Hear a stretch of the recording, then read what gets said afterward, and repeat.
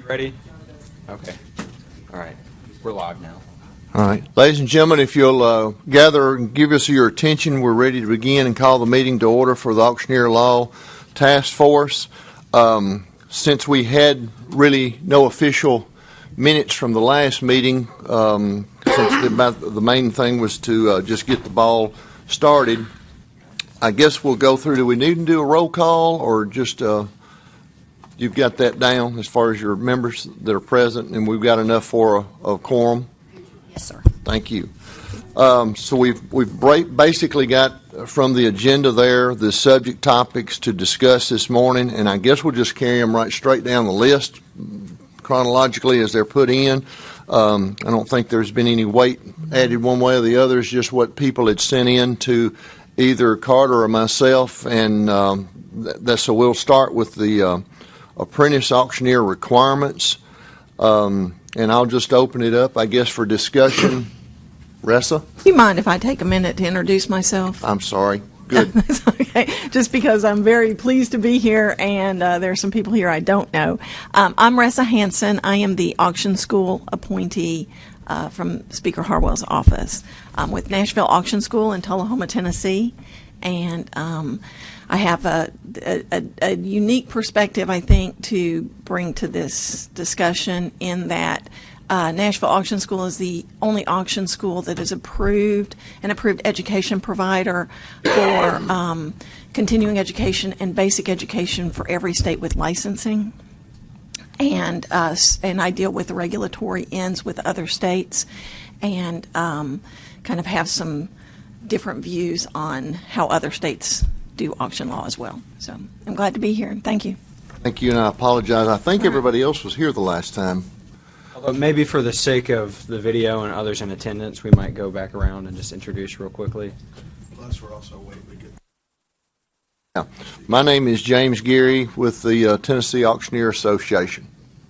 And my name is David Allen. Apologize for the froggy voice. And I'm the president of the Tennessee Auctioneer Association, representing them. David Connor with the Tennessee County Services Association, representing county officials. Bob Weaver, president Tennessee Automotive Association, representing that association. John Lyle, Tennessee Automotive Association. I'm Bobby Wood. I'm with Remax Carriage House, but I'm here representing the Real Estate Commission. Ressa Hansen, Nashville Auction School. Bill McLemore. I'm an online auctioneer. And Carter Lawrence. I'm the Commissioner's designee representing the Department of Commerce and Insurance. Okay. So with that, I know there's been some discussion at some of the TAA meetings of the requirements of apprentice auctioneers. So if there's anybody that wants to, I don't feel like from my viewpoint that I should be the one to kind of kickstart all this every time, but if one of the others would like to bring up any points. Mr. Chairman, I'm sort of stalling here because I feel it's important that as we discuss these issues, it's important that we have the actual laws and or rules and regs in front of us that pertain to what we're trying to sort of tweak. But I can tell you that as the president of the professional organization that represents the auctioneers across the state of Tennessee, there is some sense of coherence about the need to make the apprentice law and the various requirements that currently exist more friendly to the ability for those to get into the profession. So the Tennessee Auctioneer Association is in favor of looking at each and every regulation that might perhaps stifle that effort and see what we can do to make it a more inclusive process. What we've gotten feedback on is that it's too long, it's outdated, it has requirements that really may or may not be appropriate in today's world, the way the auction business is conducted.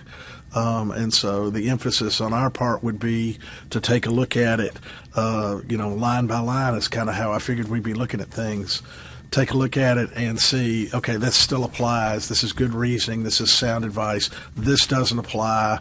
There's, the technology allows us to not need this particular requirement, that kind of thing. So I don't know. I know that some got a Will's laptop and maybe Mr. Connor, but it should be under rule. I tried to look some of these up just to help speed us up. Rule 160-1-12.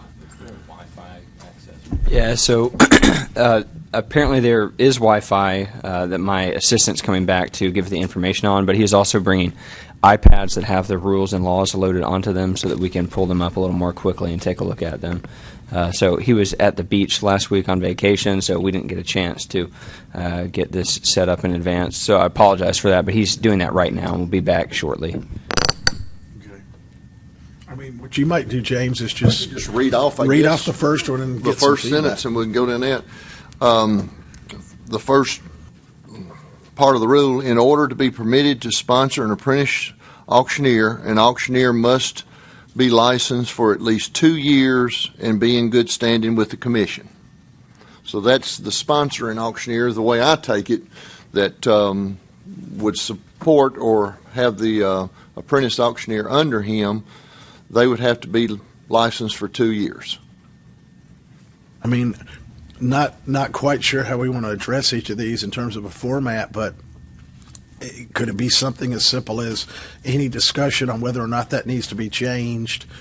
If hearing none, do we want to keep it or reject it? I think that's what I would just, from my viewpoint, I just keep reading unless somebody has something, toss your hand up, and we can certainly revisit it. Ressa? I do have a question here. You're starting with the rules, and my inclination would be to start with the law that identifies the apprentice auctioneer license. I do have a copy of that if you All would right. like. Do you know what number that is? It is 6219-111, paragraph A. And if you would like me to bring this to you, Mr. Chairman, you can read from my copy. 111? 6219-111A. Trying to get all these down.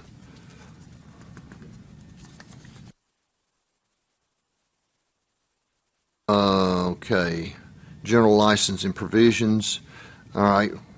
That may be correct, and I think part of this and the end result is to marry the rules into the law at the same time, where hopefully we don't have a lot of laws. But we'll start there with... We'll have a lot of rules. Right. Yeah.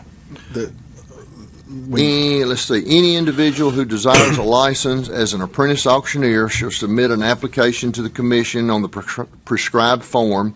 The application shall be accompanied by a non-refundable examination fee as set by the commission and satisfactory proof that the applicant has reached at least the age of 18, successfully completed 80 hours of classroom instruction in the fundamentals of auctioneering at an auction school accredited by the commission.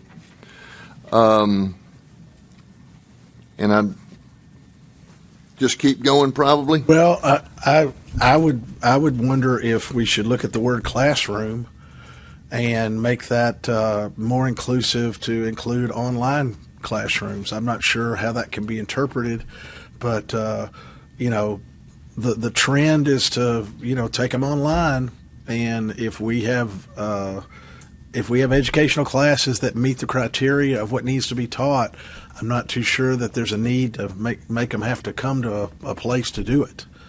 And you would know better, Ressa, than I would about if y'all have any pushback or acceptance of that theory one way or the other, their pros and cons. I actually agree. And what I would like to do is discuss that in a little bit more length in just a second, because I would like to back up to the very first part of that, because in paragraph A, before we get to the 1 and 2, Okay.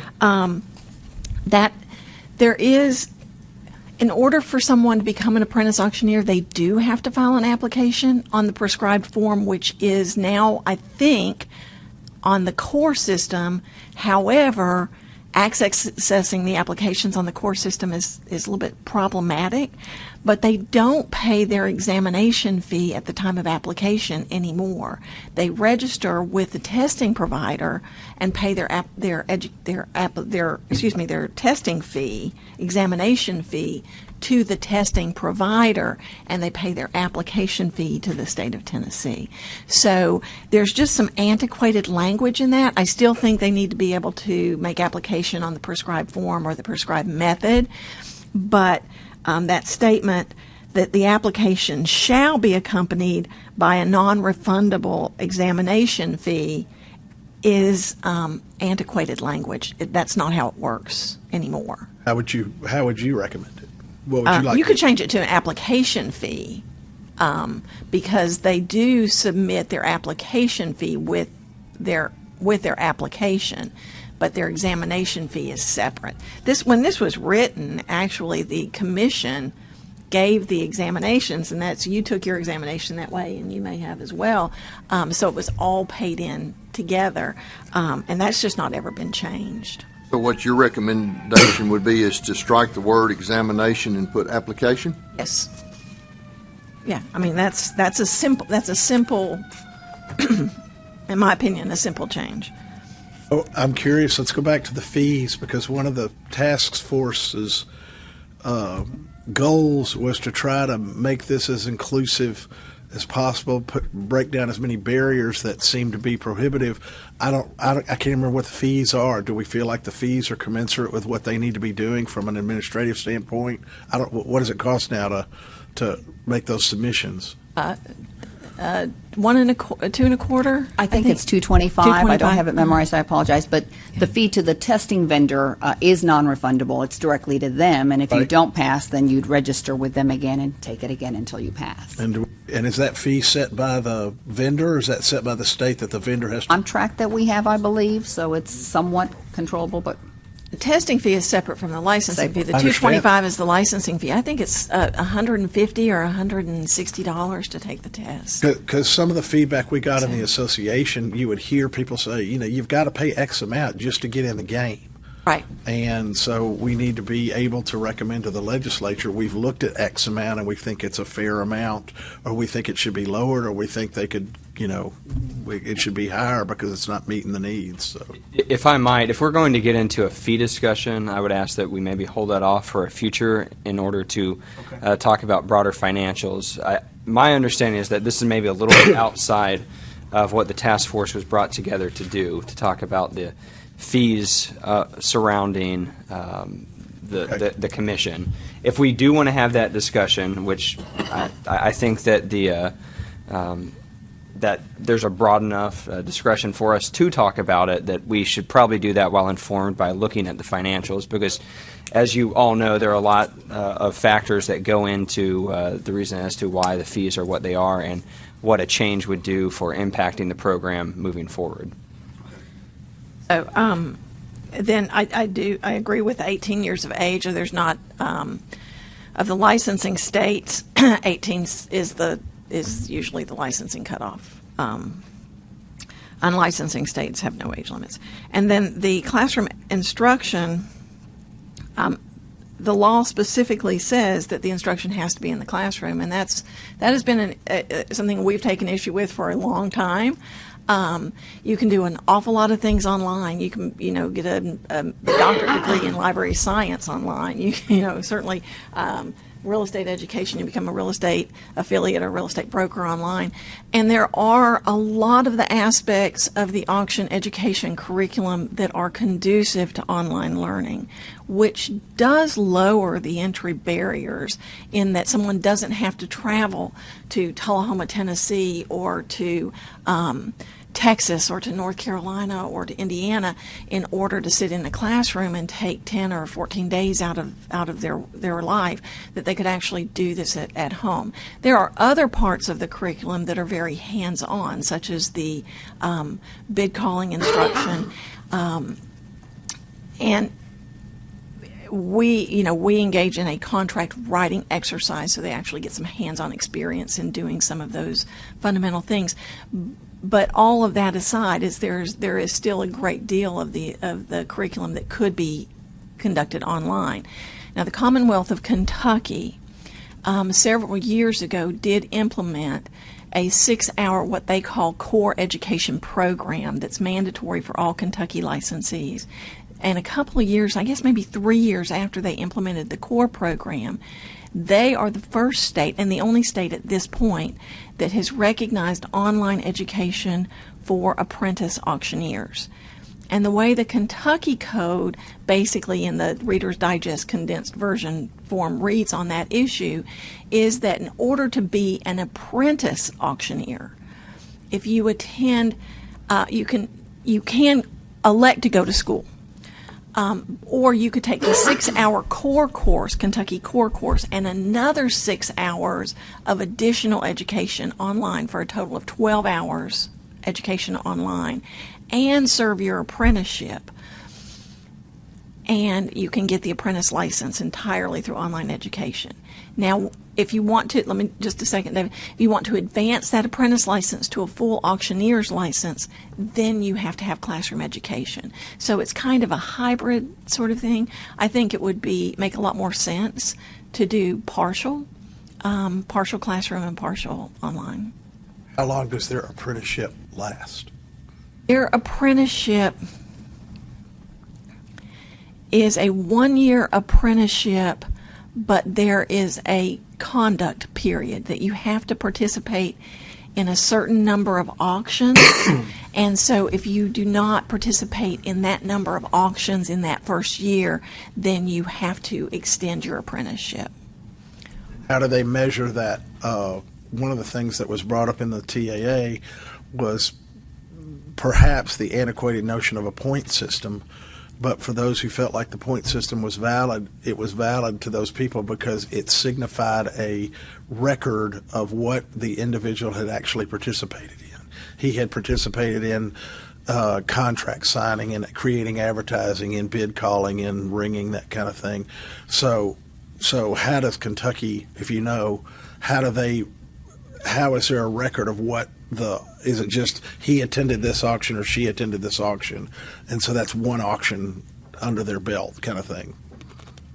So I'm sure there are a lot of different ways that they gauge that, but I know one of them, so this isn't speaking to the entire issue, but one of the manners that they employ is that in Kentucky, the auctioneers have to be listed in their advertising.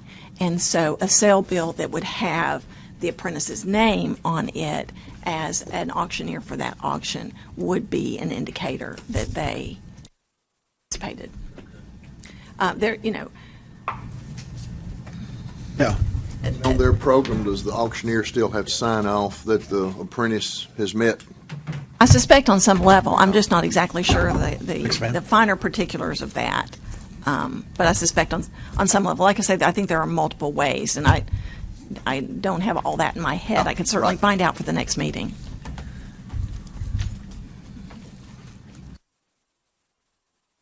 So I would like to see us examine the classroom instruction. 80 hours is kind of the minimum. I mean, 80 hours is fundamentally the minimum of instruction for a full auctioneer's license in the licensing states. So, with the exception of Las Vegas, Nevada, will allow a 30-hour instruction, and Kentucky, the 12 hours is just for the apprentice auctioneers, not for the full auctioneers.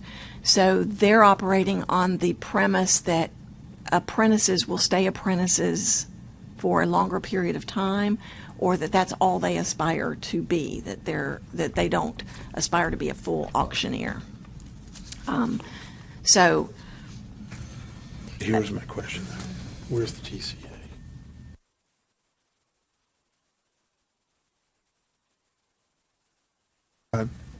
Half is better than none.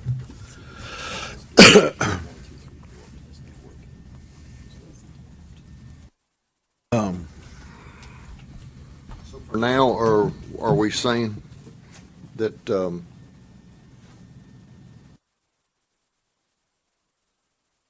apparently the TCA was left off of the we got the rules. Okay. I would think it'd be more helpful to hold off and get the statute.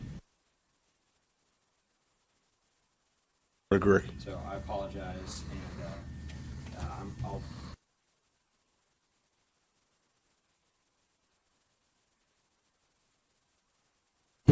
in the meantime, we're looking at the rules, but Right. I'll get him back here. I don't know an easy way to implement that change, though. That's the other thing. I mean, it could be that we just, I don't know if we're charged with finding an easy way, but if you strike classroom, it's 80 hours of instruction, but then the rules would have to define how those hours are divvied out. And then the other consideration is that there's an auction school in Kentucky that has the capacity or the ability or the systems in place to offer online education. Nashville Auction School has the systems in place to offer online education. The other auction schools would need a period of time, I think, to be able to bring that up to. They don't because there's not been a need. And just so what as I understand it, we are tasked with making recommendations to the legislature so they can then implement in some form or fashion through statute what we've recommended we'd like to see things do. And in the realm of modernization of auction law, I do think an online component is critical. An online education component is critical to that. I mean, that's a thing. So I would recommend that we change. Like in the word classroom? Classroom, but there would need to be some sort of clarification, on how that would actually shake out.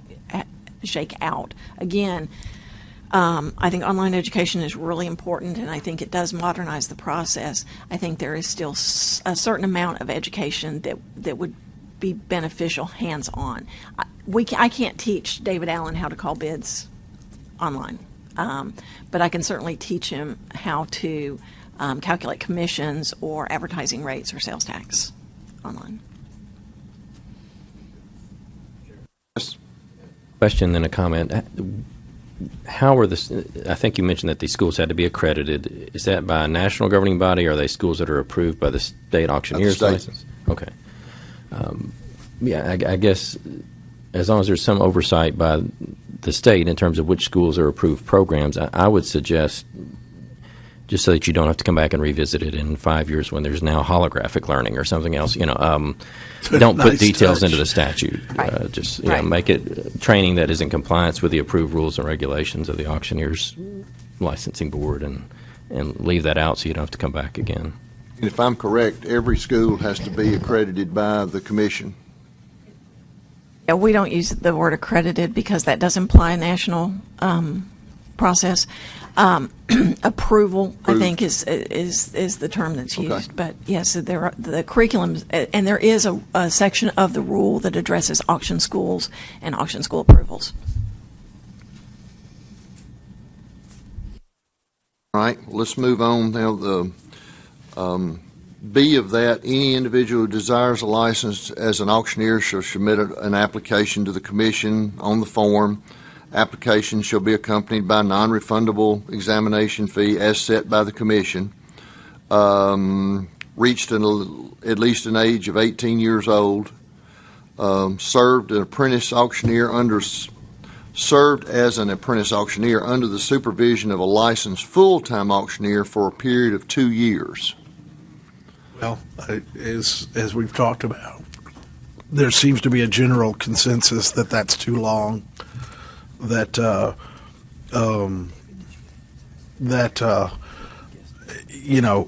any period shorter than 2 years would be entertained, and so I guess we just need to all kind of figure out what we think is a necessary time period to have oversight of an apprentice before they would be allowed to, And basically, I'll just throw out from my viewpoint, I know David's got bad sinus infection, but sorry.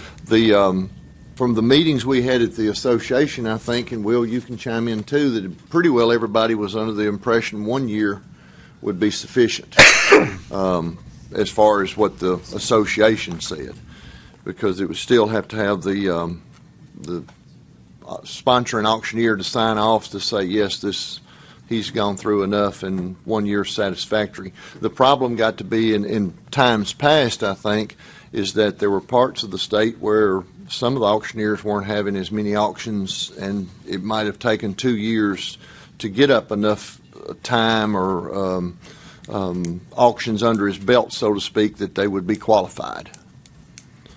So, And there's discussion too that instead of it being a time-sensitive apprenticeship, it be a accumulation.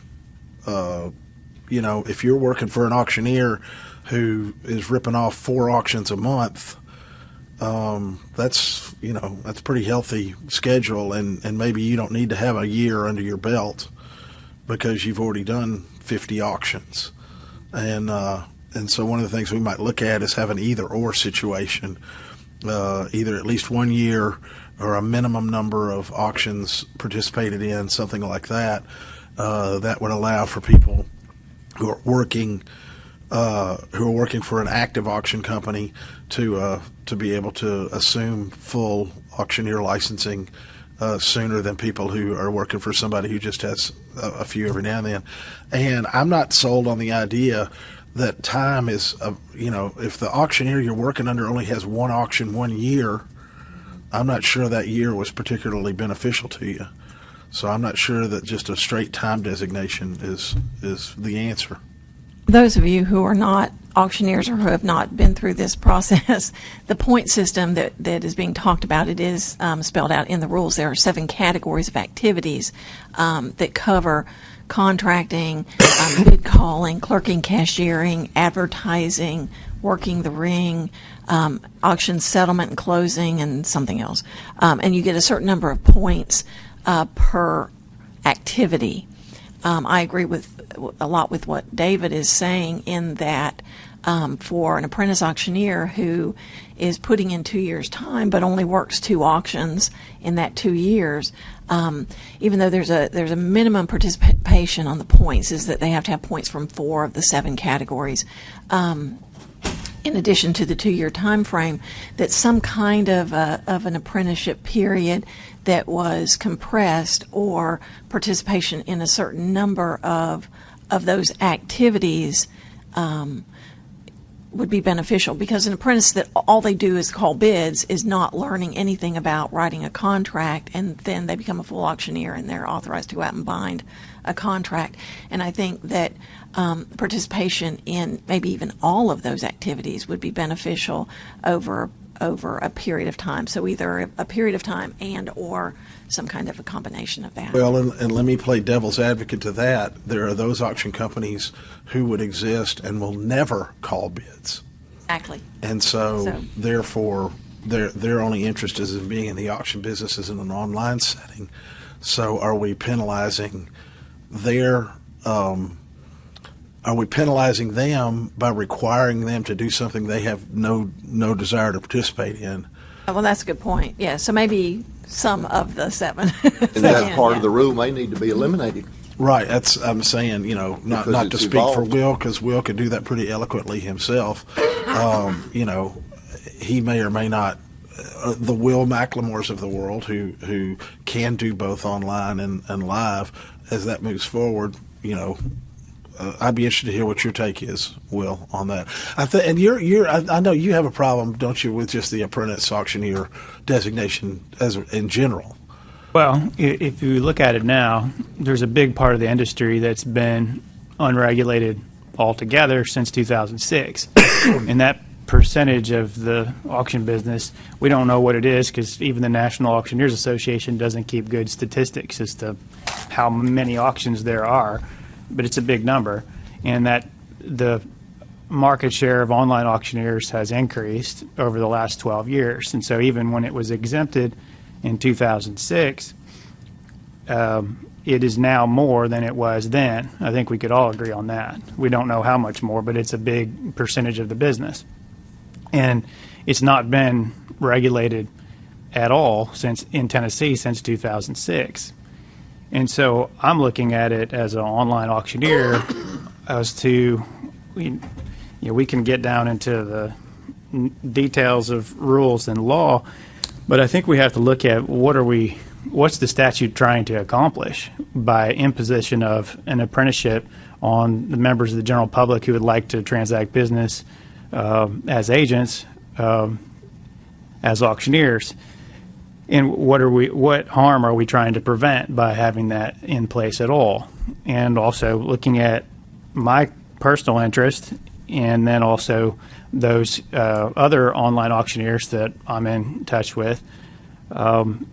We would be coming to the table, ideally, at the end of the process to subject ourselves to regulation that we haven't seen in 12 years. And that's a big deal. And to consider having to go back to an apprenticeship for folks that are acting in different capacities. And I can see here actually on the item E on our 2E on the agenda, auctioneer being able to hire employees to take consignments. That's one of the things that we would have that same concern so if you look at what the statute says, you have to, if you're doing a certain activity, you're subject to regulation. I think that's probably what we really need to look at rather than how long our apprenticeship needs to be, because right now online auctioneers don't have an apprenticeship, and for us to agree to one, it's a heavy burden of proof to show us that we're actually doing something in the public interest, because it would be a major human resource impact on us, right, to have to go and adopt to that. That's to get back to it. I think we should look at the definition of what an auction is in the statute from one of the initial paragraphs, and look and see what activities the statute prohibits just a general average Joe from being able to do, and then look and see what we're trying to accomplish by having that in place. Because it's really an unusual situation to have a regulation that has diminished in importance and influence over time for the last 12 years, and have a big part of the industry not be subject to it, and then now to come back in and try to reconcile those two. I cannot understand the need for an apprenticeship at all. I don't see the need. We haven't seen complaints that have arisen as due to a lack of an apprenticeship in the online statute. If you look at the complaint charge, as a matter of fact, first of all, they're almost all generated by auctioneers themselves. Very few consumer-generated complaints. We don't have those broken down by online versus live auctions, and that might be helpful to see. And then further, we don't have them broken down by health and safety versus other types of complaints that might be submitted. And I think that with the complaint data, we really don't have an evidentiary base to push for an apprenticeship, because it's just. Let me respond, because we've often touched on that. One of the reasons we may have incomplete data, or data that seems to be skewed one way or the other, there is a general consensus that because for the past 12 years there has been a perception that online auctions had no governing body, there was no way to record that information because they were getting conflicting messages from the Tennessee Auction Commission or the Tennessee Real Estate Commission. If a person called about an online problem, oftentimes they were met with, that's not our jurisdiction. We can't address that. So I think it may be a little disingenuous to say that there has not been a lot of online problems because of the data that's in front of us here, because that data would not have been recorded to any great degree because it was not under the purview of the Tennessee Auction Commission. And until you say that online auctions are regulated and fall under their category, and of course there are those who would argue that it already is, and there are argue say the 2006 law. I don't think you can necessarily point to statistics in the state of Tennessee and say we haven't had any problem with this. And we also need to think not just about what has happened, but the direction in which we want to move to potentially address what may happen. And I think there's a real need to look at oversight for online auctions, because we can all agree that's not going to diminish in its activity, and yet to say that it doesn't require some type of education to participate in that, because you're now dealing with a public that could be susceptible to all types of inappropriate, unethical, illegal activity, either by commission or omission. I just think we're not doing ourselves. The task force is not doing itself the justice that it needs to present to the legislature something that's out there to not only modernize the law but also to protect the public. And so I would push back a little bit that sort of, the way it's kind of what I was hearing you say is there's no real evidence that we need to worry about education for apprentice auctioneers who participate in online auctions because there's not a lot of problems with it. And not to put words in your mouth, but the counter to that is there hasn't really been any definitive study because for 12 years nobody knew who to complain to. Chairman, I think that we need to clarify how a complaint is handled when it comes in to the auction commission to make sure that what David's saying is right, because I don't think that it is. I think that the complaint they would at least listen to it long enough to be able to determine whether it was an online auction complaint, and then they would. I've actually seen in a commission meeting where they've had an online auction complaint come and then have to be dismissed because it was an online auction complaint. Now that's true, but it was received, and so I think this log would indicate that it was received in the office at least, and you couldn't say that there was any sort of deterrence to somebody saying you can't submit an online auction complaint here when they call down to the auction commission. But are they monitored that way? Because I was in one of the meetings when one was brought up, quite literally, and it was brought up, and they said, well, what kind of action? And the lawyer said, well, we've got to dismiss it because we have no grounds to make any judgment on it at all. Well, I know that, but what I'm talking about is the number of complaints that are listed here. Well, first of all, the number of complaints for the amount of people that are involved in this business is very, very low. That's good. The fraction of that are online complaints versus the total number of complaints is also very low. The number of consumer-generated complaints for both types of auctions is minuscule. And then we don't know of the total number of consumer-generated complaints how many of those were online or how many were, or these, the consumer-generated, it's confusing the way this is listed because I'm not sure if that the consumer-generated in parentheses online only are just online auction complaints or if they are how many consumer-generated complaints were there. Or are you saying that I'm reading that as in number of online auctions were 18 complaints, and of those 18 complaints, 11 of them were consumer generated. Okay. Yes, that's accurate. So we're missing the number of consumer-generated complaints for general auctioneers, outcry, bid calling auctioneers. Oh, it would be 117 minus 18. No, that's. I think we're missing some that's not right. information. So Yeah. we were not, for the purpose of this discussion, looking at the broader complaints. We were only talking about the online. So that would be a separate category where we would look at the overall complaints, and then it'd be broken down between ones that came from competitors, were administratively opened, or came from consumers. So you're right, Will. That would be a separate category that's not considered here. That might be good to have for our next meeting. Sure. But to get back to the point, because I don't think the statistics really, I mean, fortunately, there's a low number of complaints for the amount of things being sold at auction in Tennessee. That's good.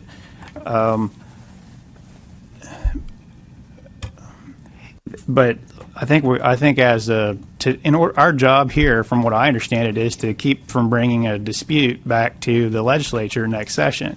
And I don't think we're going to make much progress in doing that, trying to figure out how long the apprenticeship needs to be. Because I think we've got a big section of the industry that's not regulated now. And if we're going to regulate that section, we need to examine how we can do that in a way that's going to be agreeable to folks. And one of the things that I think that we had some tentative agreement on last meeting, I asked to be put on the agenda. It didn't make it into the printed version, but it's certainly there, and I'd like to discuss it, is the possibility of implementing a firm-only license, where there'd be one supervisor who's licensed and accountable to the state and could be brought before the commission, but it would not put the state in the business of trying to dictate how human resources were managed within an auction firm. And apprenticeship does that. If the way that the statute's written now, if you look at the definition, it's if you're involved in the auction business, you need to have a license if you're doing outcry auction sales. That's what the law says. I don't know that that's the right way to approach it, and I think that we have the opportunity to address it. When I read your submission, one of the questions I had, are you then getting away from the designation of having an auctioneer license?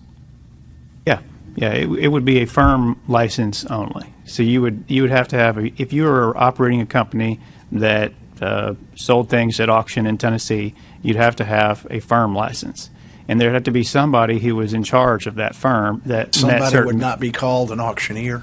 I mean, you could call them an auctioneer if you wanted to, but I think as a practical matter, it would be probably easier to understand is they would be the responsible party. And that's the way we could think of them. And we could call them an auctioneer if we wanted to.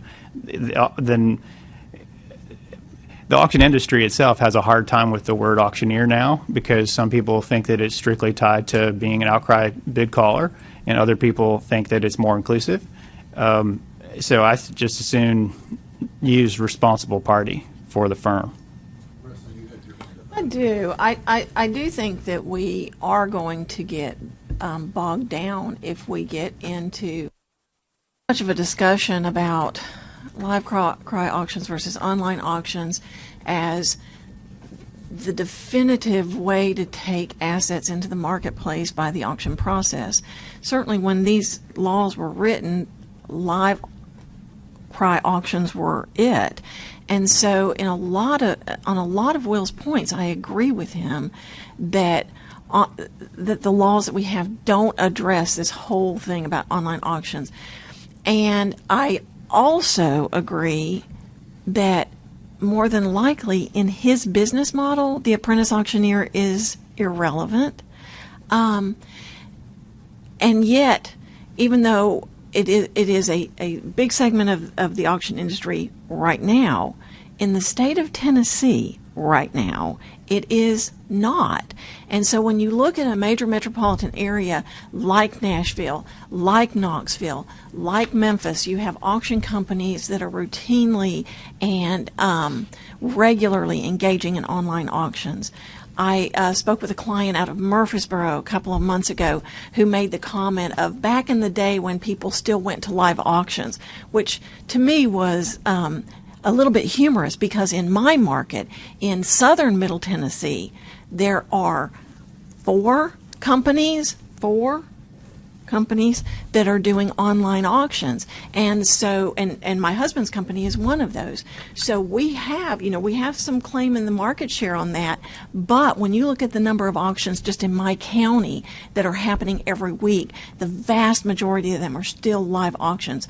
So I think we will inadvertently shoot ourselves in the foot if we fail to recognize the fact that live auctions are going to continue, and also if we fail to recognize the fact that online auctions are going to continue.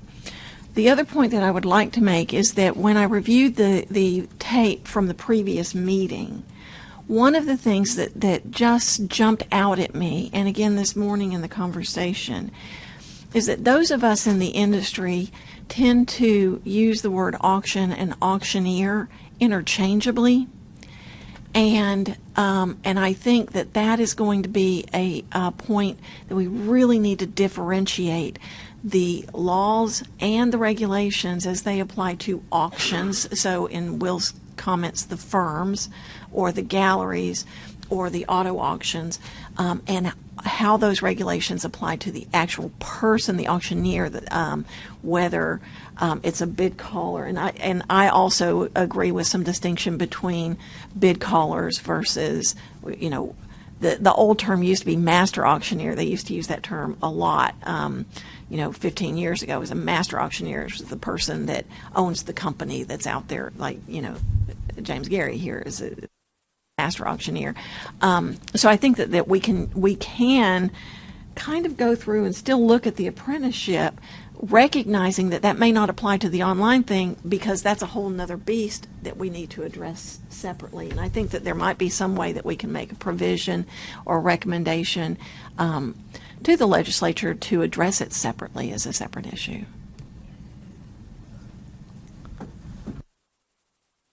One of the things that I've heard from the discussions in the Tennessee Auctioneers Association is that it's not fair to have online auctioneers be able to participate in the business without regulation when an outcry bid caller who chooses to sell in that method of sale does have to be subject to the regulations. I think to have a regime that treated an outcry auctioneer differently than an online auctioneer would be highly problematic, just for people just being mad at me in general. They're already mad at me. I think that would be even more maddening. But I don't see that. I also feel that that's unfair and probably not practical.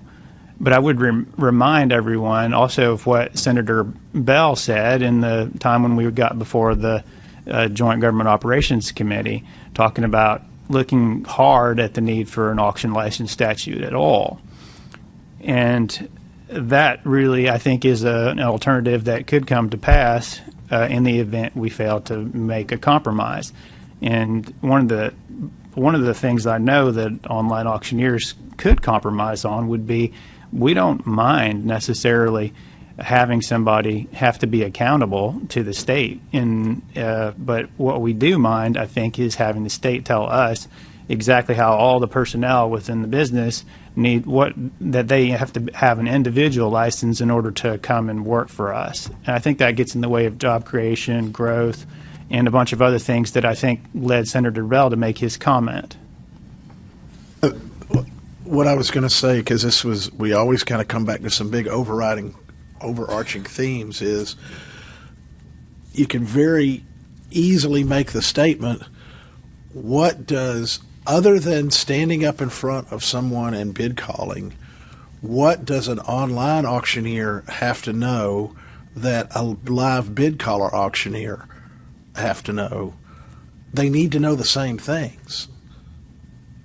In other words, if we could go down any road we want to with this task force, but I think we need to look and say, are we going to be a state where we value educating professionals in their trade? And if so, then that would suggest that if you're engaged in the auction business as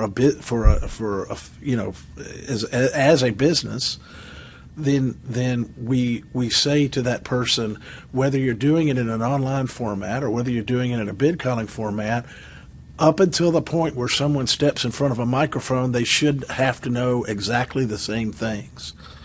They should have to know about contracts. They should have to know about closing statements. They should have to know the laws of what can and cannot be sold. They should have to know how wills and probate works. They should have to know about the myriad entanglements, which I'm sure we'll address later, of vehicles. And I think one of the things, as someone who does both, but primarily does live, I always sort of said to, if the purpose of the legislature is to do for the public good, I just don't see how two business models can exist that are virtually identical, with the exception that one is being done on an online setting and one is being done in a live setting, and yet they're both using the same process. And if you go and look and read what an auction is, it is exactly the same thing, whether I'm doing it with a microphone or I'm doing it with a mouse. And so what we have to reconcile, in my mind, what we have to reconcile ourselves with, are we going to, up to a point, treat online auctions the same way we treat live bid call auctions in terms of what we are going to require of ourselves as an industry and what we can expect to promote to the public? And I have no problem with beginning to make delineations about if you are going to only participate in an online auction, then perhaps the apprenticeship process might be even unnecessary or whatever. But I would still go back to say, well, does that apprentice know that you can't sell certain types of taxidermy? Does that apprentice know that you're going to probably have to contact TenCare and make sure that you're cleared to sell a piece of real estate because they haven't written their letters yet? And all of that information is something that usually comes through the apprentice and or the education process.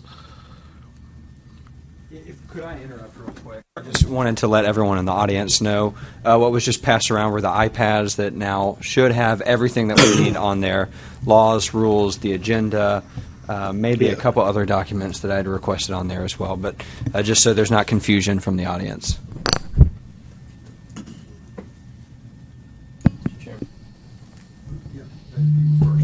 Quick question. How much of what we're talking about relates to auctioning real property versus personal property? Because it sounds like some of these things, and I don't know if that distinction makes a difference. Right now, there's no distinction. You can auction a house online with no auctioneer license at all. At least that's my interpretation of it from what we've been told. Right, Will? That's right. Mr. Wood, did you have a comment? Well, you do have to have a real estate license. I just kind of feel like we're just kind of batting beach balls back at each other. Is there anything on this list that we could maybe agree on and try to gain some traction? I mean, like, for instance, the closing statement requirements, or, and again, I'm not an auctioneer, so I can't say, boy, that's an easy one. I'm just wanting us to, is there an easy one that we can hit, or maybe something about the advertising guidelines? I'm just... Here's why it seems like we are batting beach balls back and forth, because we are batting beach balls back and forth. One of the challenges to your scenario that you just said there's a growing industry of personal property individuals who are selling in the auction method in an online auction. There was a company called Everything But the Home who was taking the contents of a home and selling it in an online format, but it was an auction bidding platform. These people were not licensed. They weren't required to have closing statements. They weren't required to do. So even something as seemingly innocuous as, can we agree on the closing statement, we've got a much bigger bubble to pop about what we're going to say needs a closing statement. And that's where we're getting mired down is, are we going to say that activity that would occur in an online setting, does it meet the requirements that the auction law says it needs to meet? And so it's almost like until we kind of get that elephant in the room, everything else is just sort of, well, will this apply then to the online? And it goes for real estate, it goes for vehicles, it goes for all that, because as long as that activity is occurring in an online setting, then currently the way our laws are set up, it's two different animals. And one of the jobs of the task force, the other one was to modernize and streamline and make it easier to get in, was to try to find some uniformity. They wanted us to settle our differences here and take them recommendations. And so I'm not sure I answered your question, but I'm not sure that the closing statement is going to. If we do away with the law, then it's out. You wouldn't have to have it. Yeah. Ressa? Well, I do think that the one thing that we can agree on to start with, okay, and then maybe revisit as necessary, is what we actually started to do, which is kind of cleaning up some of the language in the code as it exists without really hitting that elephant just yet. But so even though, and that's what I was trying to say earlier, is I recognize that Will's point is that the apprentice auctioneer may not apply to his business model, and that may be something that we as a group decide is not relevant to online auctioneers when we attack that elephant. But for right now, for live call auctioneers and the laws that are on the books right now, it is a housekeeping issue kind of of sorts to, again, take out examination fee and change that to application, and the classroom education points, and, the shortening the apprentice period. I think those are things that we can kind of agree on and go forward, and may have to revisit as we get to the online element. I would be curious to know if you as an educator feel like 80 hours is too much, too little, if we've got our emphasis in the wrong areas. Yes and no. I mean, I think that there are some things, for example, sales tax, because I'm just a sales tax person, is there's not a single state that mandates sales tax education in auction school, including Tennessee. And I think that that's a very important element of the education process. And so we have included that. So yes, we're missing the boat on some of the things. Other things, I think we still, either Tennessee or some other states still require education on tobacco auctions, and they're gone. So yes, I mean, but again, I think those things are kind of housekeeping things. I do think because online auctions are becoming more of a standard in the industry, that more people are engaging in those, I guess, as opposed to a standard, that instruction on how to manage an online auction, how to conduct an online auction is important. We are doing that, but we're having a really hard time squeezing that into the schedule. So we're doing a lot of it voluntarily after hours for students who elect to do that, simply because we have the mandates of what has to be covered. As the only person in here who 365 days out of the year is in charge of educating auctioneers, you and Wendell, would it be inappropriate to make a recommendation that they come back with what they feel would be a curriculum for 2018? If you could design the perfect curriculum. I have. Well, there you go. Why did I know that? Huh? And say this is what we feel would be, appropriate in today's world, and given the dynamics of how the auction business plays out right now. This is what we would be teaching, because I think you would be probably in the best situation to start that discussion. We probably do need to have something from probably the four of us that are in the auction business, that y'all are at a disadvantage, because a lot of this, and maybe what we need to do, and part of that is either come through and red line or something, some documentation, and email it out to get that part of the ball rolling, instead of getting bogged down and having to go line by line by line. Even if we don't agree, that at least we'll have a starting point to not bog the rest of the committee down. Right. Well, some of the education does affect the public automobile auction license. So we also are educating on motor vehicle regulations and the sale of motor vehicles from auctioneers to the public. And that is a huge area of confusion out there. That is a huge area of violation, and I don't know where those complaints are going. I know I get calls every week about violations in the auction business, in online auctions, and in motor vehicle auctions, many of which I know don't go to the commission. And our position has always been that we're educators, and so we don't turn people in. We try to steer them correctly onto the right path. And so there are some points in some areas that are extremely confusing and not clear what those requirements are. And and so I certainly have a list. I have a list of things that have been identified through our offices as issues. We have a curriculum. We have things that we think are important for auctioneers to learn, and then we also do education programs for auction companies and auction firms, and some of those things may be the same and may not be the same. So one of my differentiations is that the guy with the microphone, the guy that's up there with the microphone that is the bid caller, that is doing nothing but going from one gig to the next gig to the next gig, selling cars or selling cows or selling produce down in Etheridge. I mean, that guy has the least, in my opinion, has the lowest threshold of knowledge.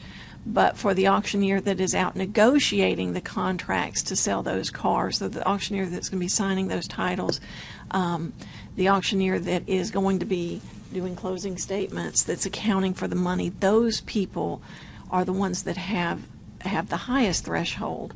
And, I have texted my office and asked about the number of states that require a firm license at all. And when we look at auctioneer licenses, we're about half and half. Half the states require some sort of auctioneer license, half do not. I'm going to say, just off the top of my head, and I'm just waiting for verification, there are probably 5 or 6 states that require some kind of a firm license. So if we're looking at eliminating a license, maybe that one. And some of them have a kind of an optional firm license, which is also confusing in that if the auction company is owned by an auctioneer, for example, Will's company is owned by Will McLemore and James then they don't have to have the firm license. If it's owned by a non-auctioneer, if David wanted to go up and open up an auction company and hire an auctioneer, then he would be required to have a firm license.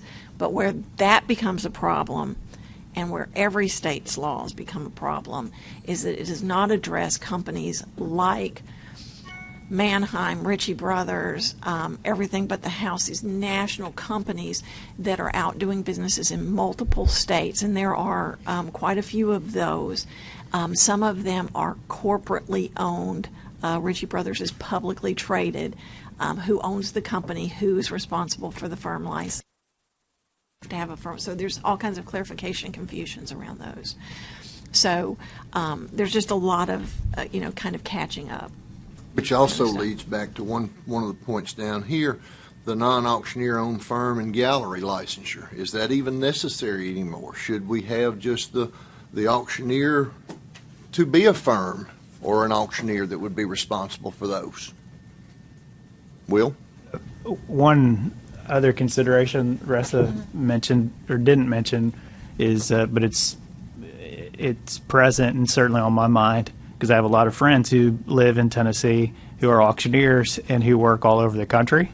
Tennessee has an excellent reciprocity practice, and as a heavily regulated state, comparatively speaking, its reciprocity provides access to out-of-state markets for its citizens, and to change the licensure would affect those folks.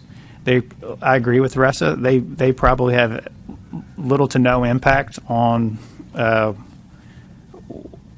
the root of most problems, which is probably a poor contract or a poor understanding between the seller of the items and the company selling them.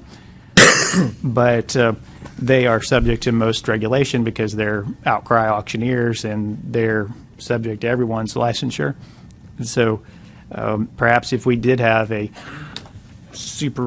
responsible party license, we could call it an auctioneer's license, and that might help some of those folks, because out of the 25 states or so that regulate auctioneers, then Tennessee, I think, is a bellwether in a lot of ways, and folks might look to see what we've accomplished here, and hopefully it would lead to some progress in the reciprocity without really harming some of our licensed outcry auctioneers. I agree fully with what Will just said, and I mean, I could, so I'll just stick my neck out here. I could, actually go consider making a recommendation to implement some sort of a bid caller's license and differentiate that from, say, like a master auctioneer license, which would be kind of adding a license. But I was thinking about this on the way up here. Back in the day, nurses, you were just a nurse, and now there's registered nurses, licensed practical nurses, nurses assistants, nurses aides, and each one has different levels of responsibility in what they can and cannot do. And so I think we could simplify the entry process by considering a change in the license structure, which would then open up the door to address the online auctions separately under some separate licensing, which would allow someone to just, in order to become a bid caller, obtain a nominal amount of education. Again, kind of what David was saying, in contracts, in ethics, in knowing the law, that there are things that you can sell and things you can't sell, but a small amount of education in order to be able to get into the field to call bids. But if you wanted to actually be out there engaging in contracts, negotiating contracts, actually taking possession of people's assets, handling other people's money, you have a higher level of education, you have a higher level of responsibility, you have a higher level of accountability.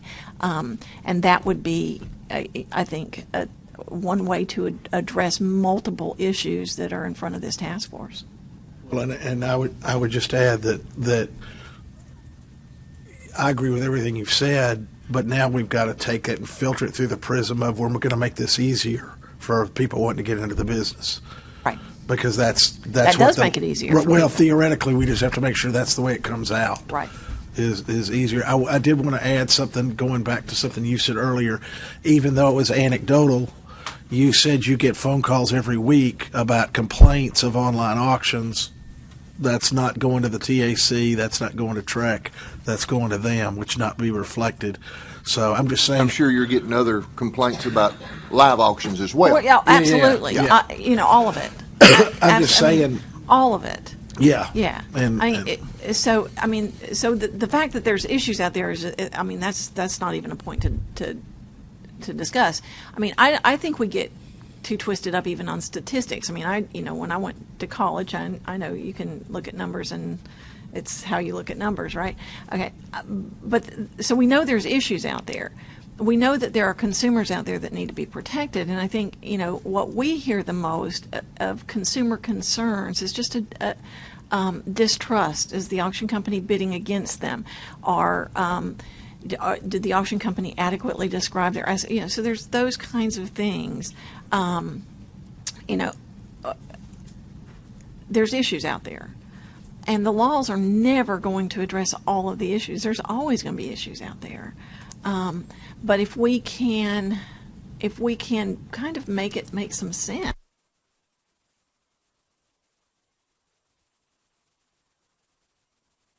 Specifically into that part of the field that they want to get into, then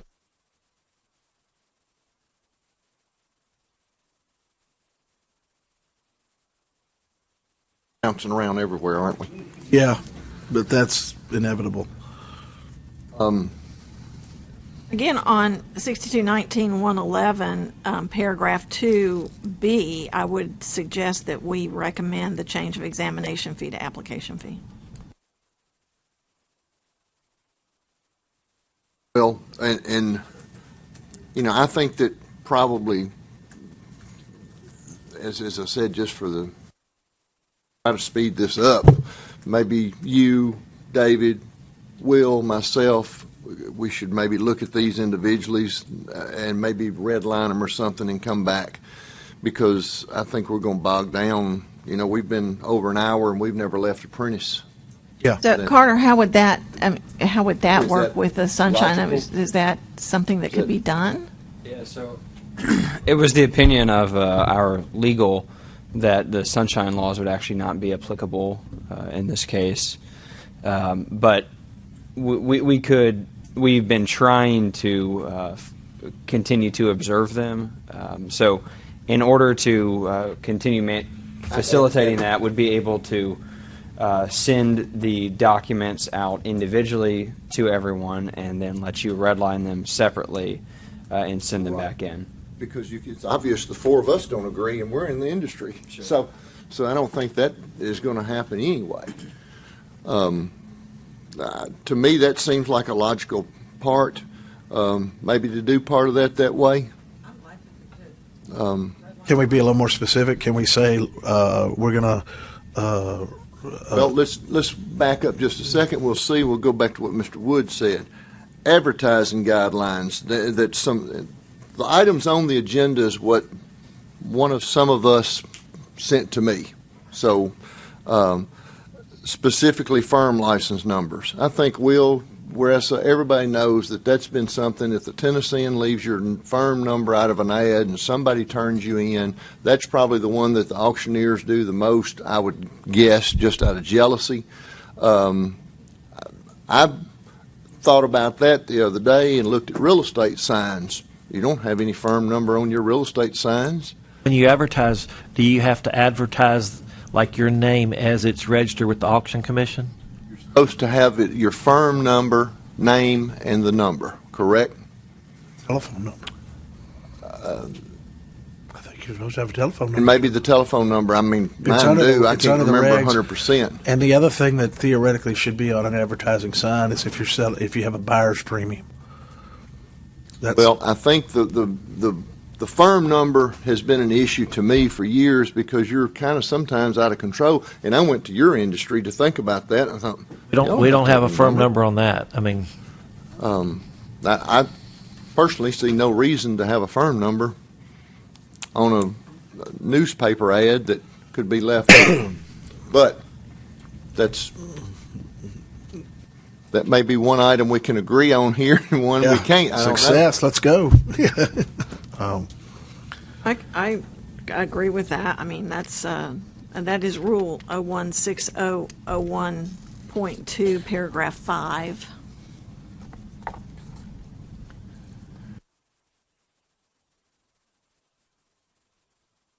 Actually, that's only part of it. That's the part that addresses letting another auctioneer use your firm number. I apologize.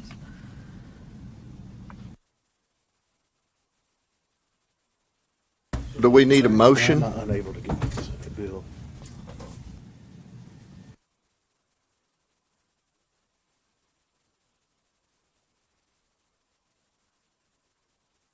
I don't know the number. I'd make a motion, but what number was it, Ressa?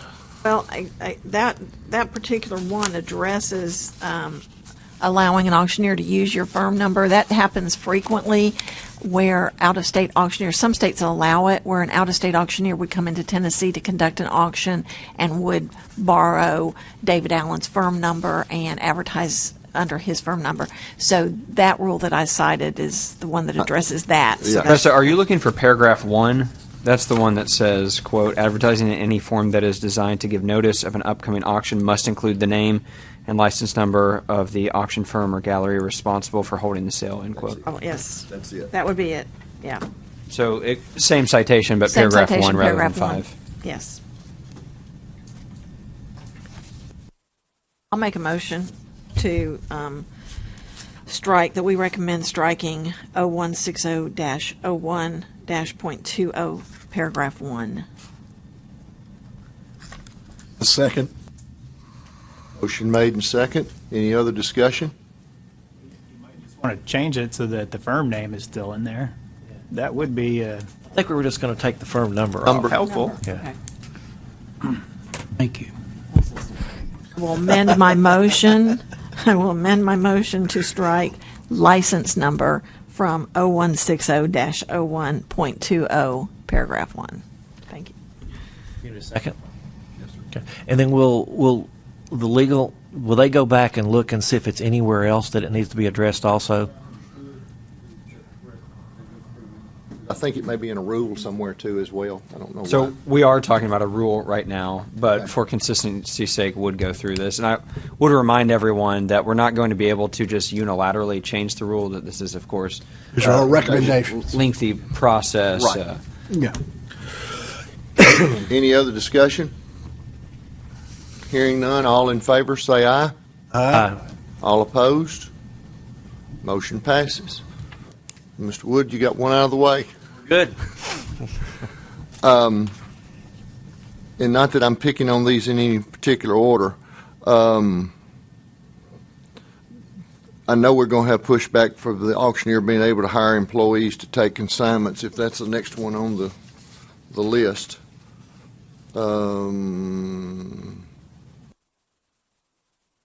Closing statement requirements. Was I correct that at some point in time that there was some part of that? I don't know if it's in there now. I couldn't literally find it. This is one that I came up with. I had been told that there were some that were still sending out closing statements trying to get the sellers to sign and send back. Well, to me, that would be problematic because if you had one that was disgruntled for any reason, they wouldn't sign it, and then he would be in violation. Am I incorrect, or is that still even in there? Because I couldn't find it. I think you do have to, it says I thought it said over the auctioneer's signature.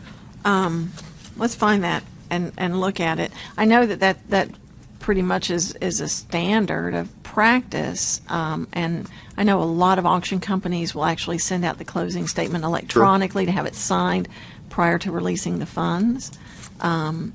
But yes, there's, I could see where that could be a problem for somebody if there was out-of-state sellers or any or number of things.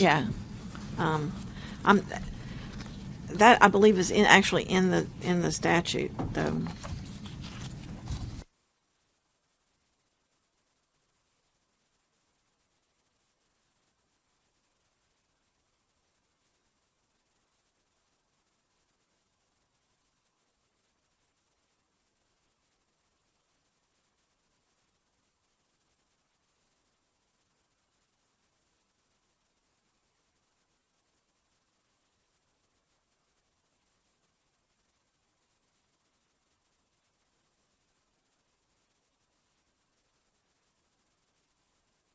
Maybe just as simple to look for that next time. I don't think that's a major problem, but I think it was just something that needed to be clarified. Is that when real estate is not involved in it? Because if real estate was involved, you're going to have a traditional looking closing statement. Correct. But this is just like personal property only? Okay. I think that's what it was referring to the whole time. To have the signature of the auctioneer of total of X, expenses, commission, net proceeds, and that sort of issue. And the reason was just to kind of show that everybody agrees to what we got written down? Right. Mm-hmm. Okay. And accountability for the auctioneer. Sure. To make sure that Joe Seller got paid for his items that was sold.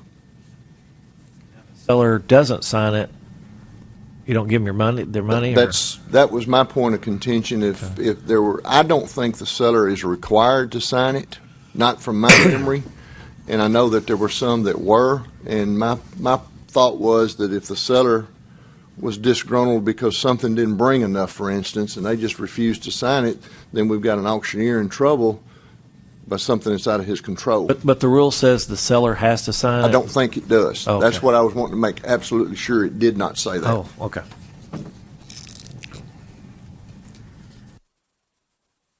I'm not finding it right now. Not either. I'm wondering if it was even repealed.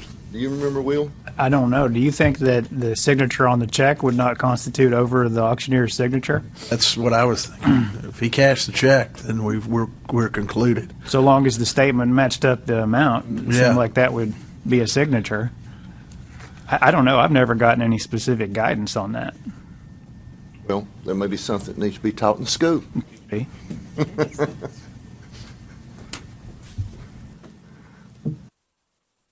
Why don't we skip over that, because we're pretty confident either it's a non-issue or it may have even been repealed at some point in time. I certainly couldn't find it, but a lot to go over. Next on the list is, if I'm correct, is online internet auction definition. We covered everything down to there, haven't we? We've really not gone over for sure. The rest, I want kind of your input about these non-auction firms and galleries, if we think they're even necessary anymore. I believe absolutely. They are? I believe so. I mean, I think, and the information that I get, one of the biggest areas of violation of the law is in auction houses, and how the firm is set up. That could be done in a lot of different ways. I did get information from my office that there are 12 states that require some sort of a firm license, but not all of them require both the auctioneer and the firm. Okay, but Tennessee has always differentiated with licensing between the auction company and the auctioneer. And if we are going to look at a different standard of practice for an online auction company at some point, I think that we certainly need to keep that on the table as far as galleries and right. I mean, our 30-hour qualifying education that is required for an auction, for a full auctioneer's license, an non-auctioneer owned firm license, and a gallery license is the same education. And that is all law and business. It's 30 hours of law and business practices. And for many of our auction firm owners, their only education, their only introduction into any level of business education is through that 30-hour qualifying education program. So there are auction houses out there, certainly operating without a license, a lot of them that have no education on contracts, no education on escrow, no education on any insurance issues that can adversely affect other people's assets. So, I think it's critical for them to have some basic rudimentary education there. You said that the same education for an auctioneer to have a firm is identical to a gallery? Yes. And a non-licensed firm? So the 30-hour qualifying education is required to advance the apprentice license to a full auctioneer's license. Now, not every full auctioneer elects to get a firm, but every full auctioneer is eligible to make application for a firm. And a non-auctioneer who elects to open up an auction business would make application for a non-auctioneer firm, and the gallery is another type of a firm license. The difference between them being fixed location versus not fixed location, high school diploma versus not. So there's a whole section on gallery licenses. I think it's critical. My That's my viewpoint, it seems like it's almost a redundant.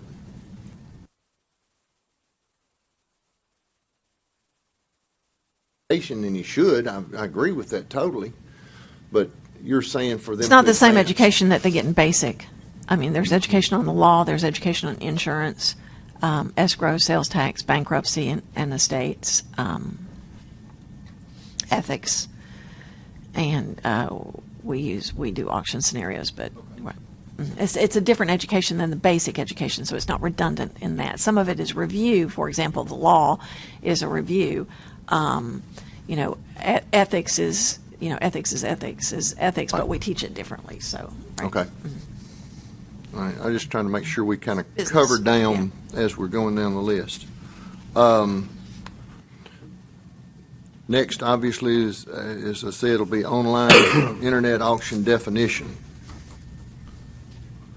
And then I've got others that got sent in after we had the agenda made that we'll go over too.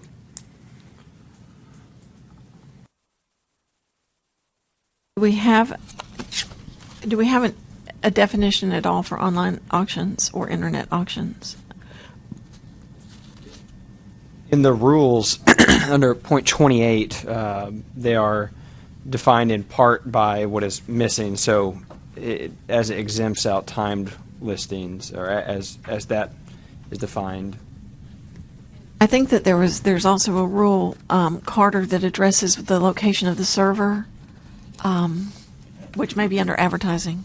I think there is a paragraph in there that talked about electronic media requirements, but I believe that predates the 2006 exemption of timed auctions or timed listings, and so I think that pretty well got made irrelevant, but it's still in there. 160.01.18. Yeah, but I think it's anybody who's going to discuss anything under the electronic media paragraph would then look at the 2006 exemption. I just don't see, there's not a whole lot of conflict between those two anymore. Well, and servers are all over the place anymore, too. I think most people have no idea where their server is. Hopefully it's in multiple Their places. office in multiple places, right. So, I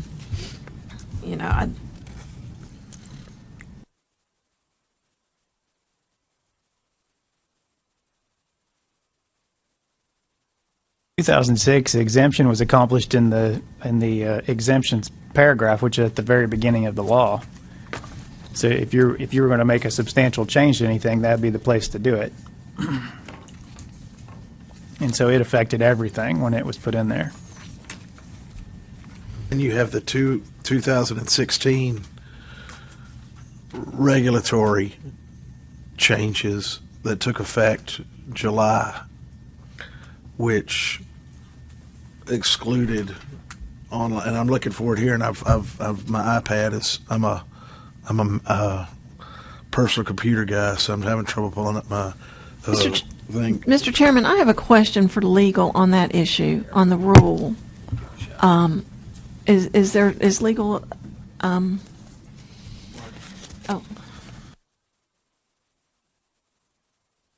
I can't find it. Hey, Mark. So my question, when I reviewed the tape from the last meeting, Mr.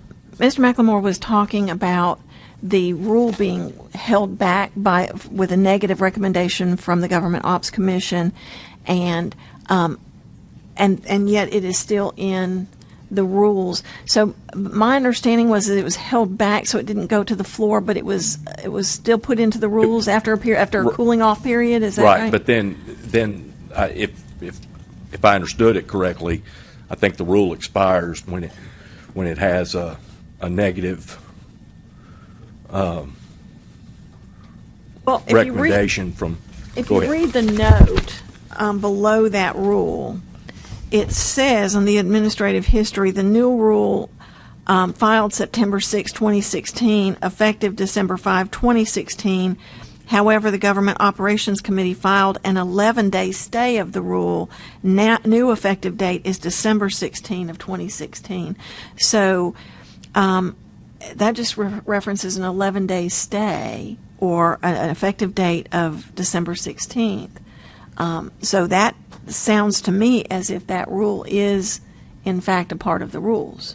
It was double not, check on that because it was not withdrawn. Before I give you an answer that may be, let me clarify that. Okay. Because I think I know the answer, but I don't want to tell you wrong. So Thank you. let me double check. And Ressa, I saw exactly. We had this discussion 2 months ago. For some reason, running through my head is July 1st, 2017. We'll may have it. What happened was the rule went into place, and then because it passed through the rulemaking hearing successfully and the Attorney General returned a favorable opinion regarding the rule, it went into place, but we went to the Joint Government Operations Committee after that, and they placed a stay on it the first time, and then the second time they issued a negative recommendation. And then the governor signed the bill into law. That's the omnibus bill for 2017, and then that struck the rule altogether at that point. And it's not in effect. And it had been in effect for a short period of time, but it was not enforced because at that point it was under debate at the Joint Government Operations Committee. That's my understanding too. Is that once that omnibus bill was signed and it went forward on a negative recommendation, that as of July 1st, 2017, it was in effect for a brief period of time, and then now it's not, but it's still in the it's still on. Correct. Still there. So. And that's what I was going to confirm, but that's my understanding. I think it's just a matter of housekeeping because if you read the omnibus bill, it says that the rule is not in effect and it needs to be removed from the rules that are published anywhere. I think that'd help us if it were. As it stands now, it is confusing because it's on the book. That was my question. Thank you.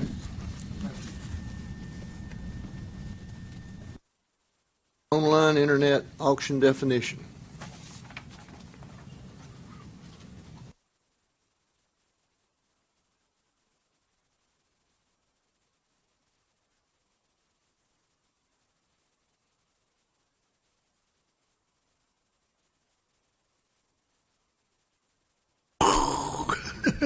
Yeah.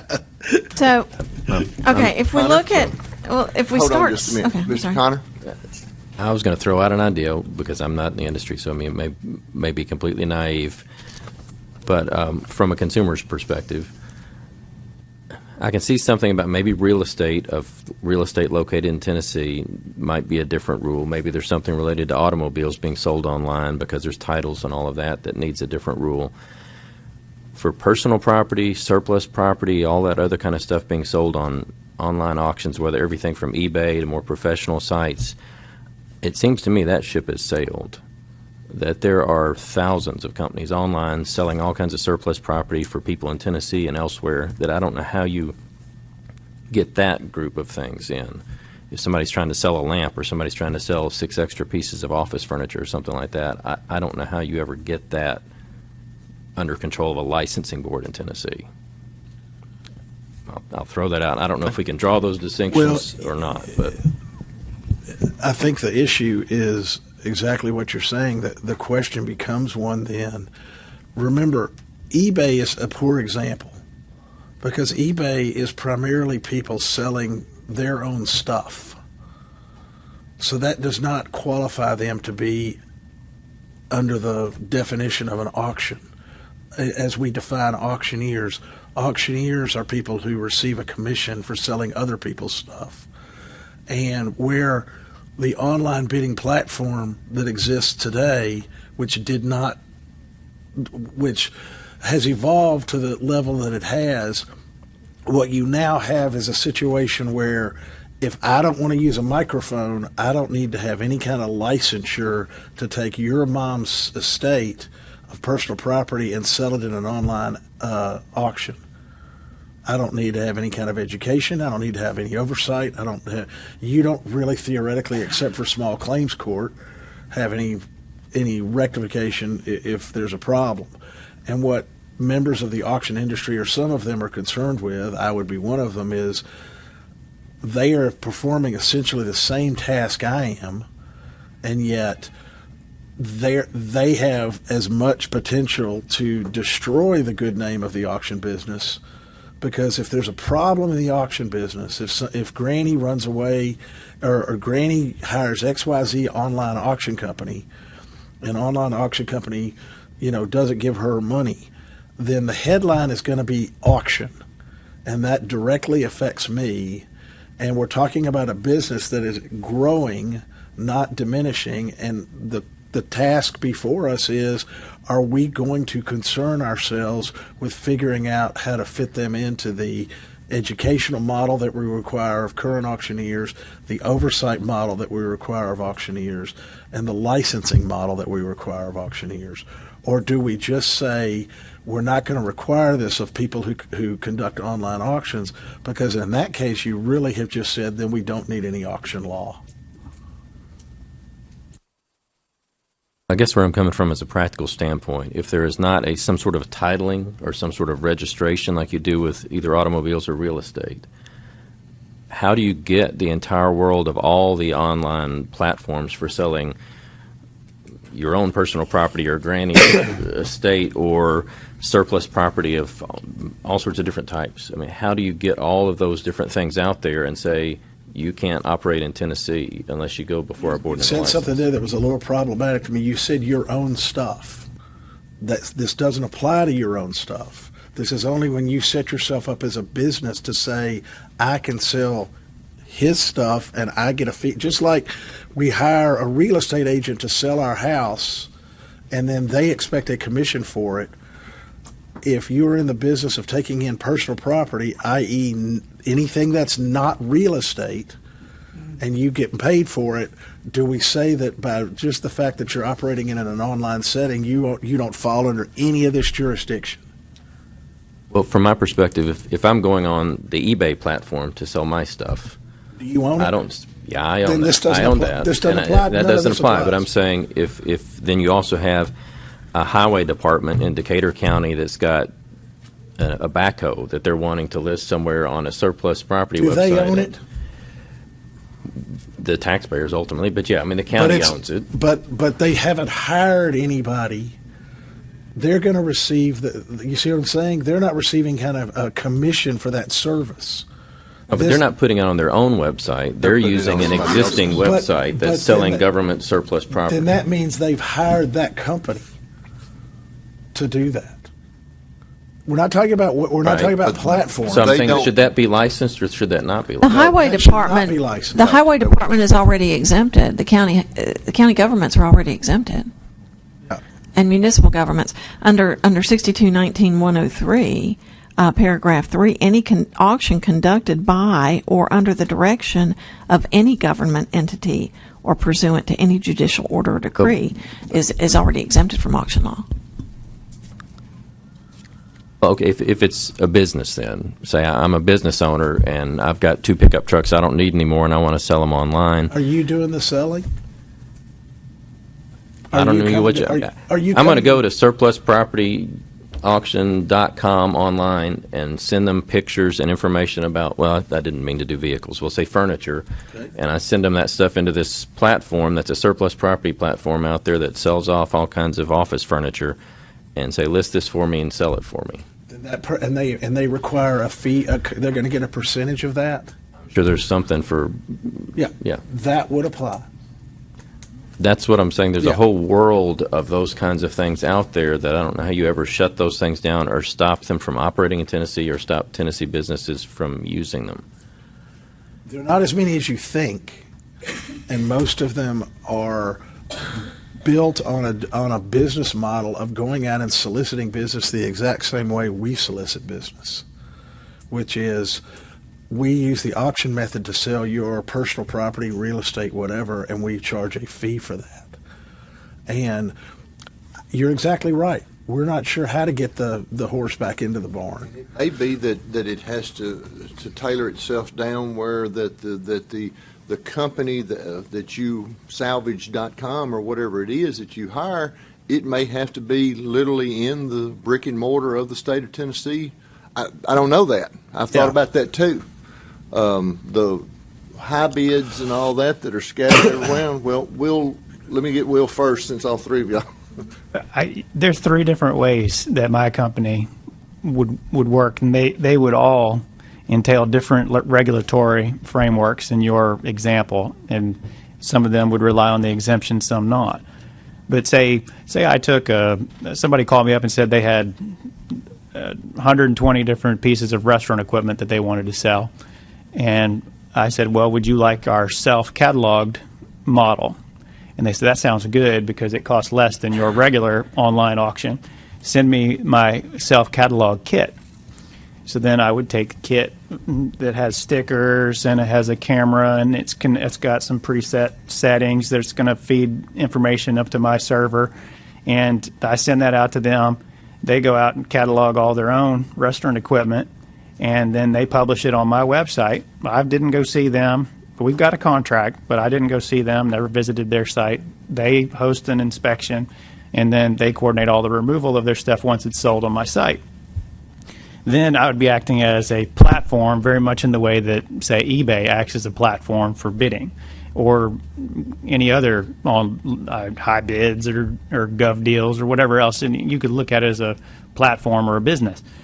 That same person could just as easily have said, no, I prefer for you to come out and catalog all this stuff and conduct the auction yourself, but I want you to do it online. And so I'd go out there, or I'd have a contractor go out there, catalog and photograph everything, open the place up for inspection, and then coordinate all the removal of everything, same goods. And then without the exemption, I would be subject to Tennessee auction law, but because it was online and because that's been exempted since 2006, I'm not subject to that. Or I could go out there and say that that person had got a judgment against them, and there had to be a sheriff sale because they hadn't paid their debts, and there's a big judgment to collect on, and so the sheriff goes and files an order, and we have to go out there and seize all this stuff and sell it from the premises that's called for in Tennessee code. Then that has to be done at live auction because there's a statute that says that that's the way sheriff sales are administered, and they has to be done Monday to Friday from 10 until 4 at live sale. Outcry, you have to finish up before 4 o'clock in the afternoon, or anything you sell after that, not valid. So you better get a move on. That's the third way that my firm could handle that. And so there's three entirely different ways of being regulated. But you're drawing attention to a good point, which is, how do you determine exactly what constitutes a platform and exactly what constitutes an auctioneer between the first 2 examples that I gave you? I have a question, Will. Who collected the money in the first scenario? All credit card. It comes straight into our escrow account. So you collected the proceeds. Sure. See, it would be in that to me would make you subject to auction regulation, education, and oversight. If you're collecting the money and you're dispersing the money, that's a slippery road to go down to say you don't have to have any kind of qualification to do this. Back in 2006, there were some folks who understood that this argument was coming and successfully preempted it by putting the exemption in place, because they said, we don't want to be in the business of trying to figure out what the difference between a platform and a service provider is, or have a list of rules about where your money's supposed to go, or how your credit card settlement statement's supposed to be, issued, or where your funds are supposed to be directed, or how many different entities it has to pass through before you are actually considered to be a subject to licensure. And that was what prompted the 2006 exemption to timed listings, because they saw that it was coming, and it did come. It's here now. I'm sorry. To a degree, the Tennessee Department of Revenue addresses some of this in language that specifies who takes possession of the assets, and that addresses sales tax. And I just am adamant. I wish we had a representative from Revenue on this task force, because especially now with the Supreme Court ruling that changes taxation on internet sales, we really do have to, I think, make sure that we don't contradict the laws that are coming out of the Department of Revenue. So the Department of Revenue does have a code, and I don't have it in front of me, that specifically addresses auctioneers, and for the purposes of sales tax. And I think we could look at that and tie that to auctioning as well, licensing as well. For the purposes of sales tax, is if the auctioneer takes possession of the asset, they are considered to be the seller and therefore would be responsible for the sales tax. And it's a little bit more complicated than just that, because there's a casual and isolated thing that goes into that. But I think that we could look at that maybe in our next meeting and look at some ways to make sure that we aren't contradicting some other laws in the state that are really going to be relevant in this state and other states, relevant to the collections of sales tax on electronic sale transactions here and elsewhere. I was just gonna say, so therefore it kind of comes back to, if Jeff were here, Jeff would be the guy saying who is responsible for the money. That's the commission's representative. That's the commission's representative. I just want to know who I go after if there's a problem in this process. And what for the past several years, what the auction community or a portion of the auction community, a substantial portion of the auction community, has had a problem with is the disparity between participating in the three different platforms that Will does, and yet, and let's be clear, Will is a licensed auctioneer and has all of the credentials you need to do all this. But that doesn't mean anybody else would have to. He's done it because that's just the way he's decided to do his business. And that's what we're talking about when we're talking about online. I'm not sure there is an answer to you about, what do we do about all these various platforms, but let's do understand that there is a difference between a platform to sell something, which is not the same thing as a business using different auction platforms to sell something. And I think our concern should be more not about the platform, but about the businesses that employ them. If you're in the business of selling items through the auction method and you receive compensation for that, then you need some kind of education and oversight at some point. Bill?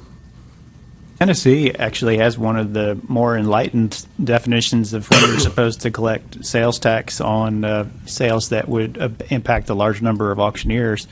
Thankfully, they say that if you're selling something outside the normal course of business and you disclose who the owner is, then you're not required to collect sales tax. And what we found in practice that covers a lot of what we sell. And so our sales tax collections are small and are limited to say if we're doing a business liquidation, it would be the inventory on the shelves that had been purchased on a resale certificate and had not yet been taxed for the first time. But if it had been taxed the first time and was being sold as a dissolution or part of that business going out of business, we don't collect sales tax. And the Department of Revenue has been very, very clear with us about that and has done an excellent job educating us through the association meetings as to how that functions. It is not that way in other states, and we should be grateful that Tennessee is as clear as it is. And also, Tennessee has not burdened estates and businesses that are already in financial distress when they close their doors with having to be taxed twice.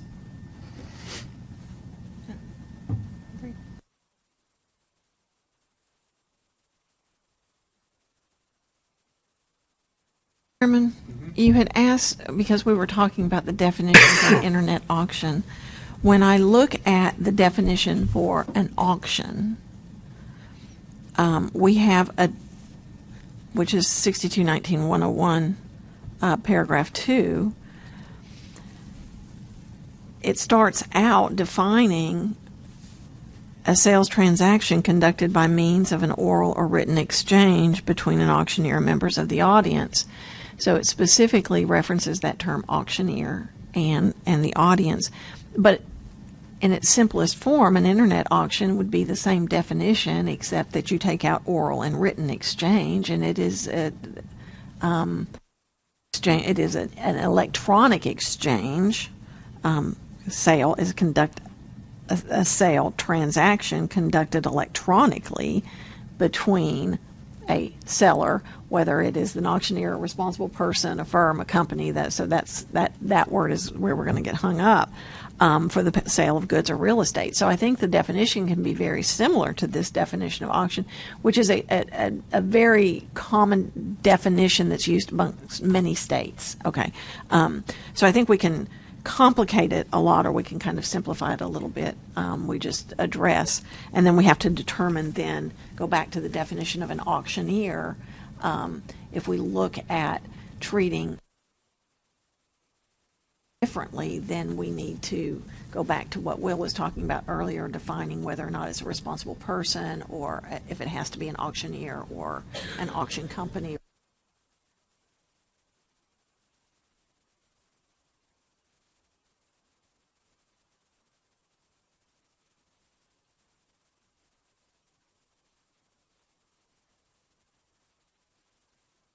I mean, that's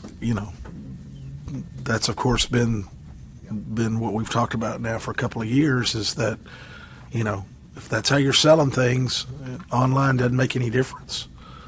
Now, I think it may be the way to go is to perhaps have that definition and then restructure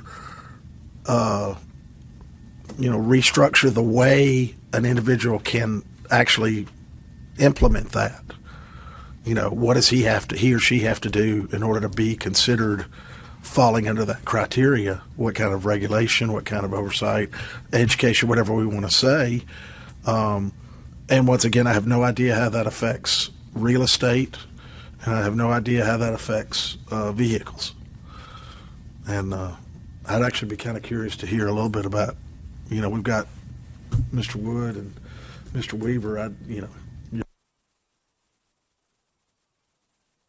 essentially personal property. We were hoping y'all were going to run out of gas. Well, yeah, we're auctioneers, sir. We can only do this. We can only do this for about 5 or 6 hours in a row. So, just a couple of comments, and they'll probably be in no particular order.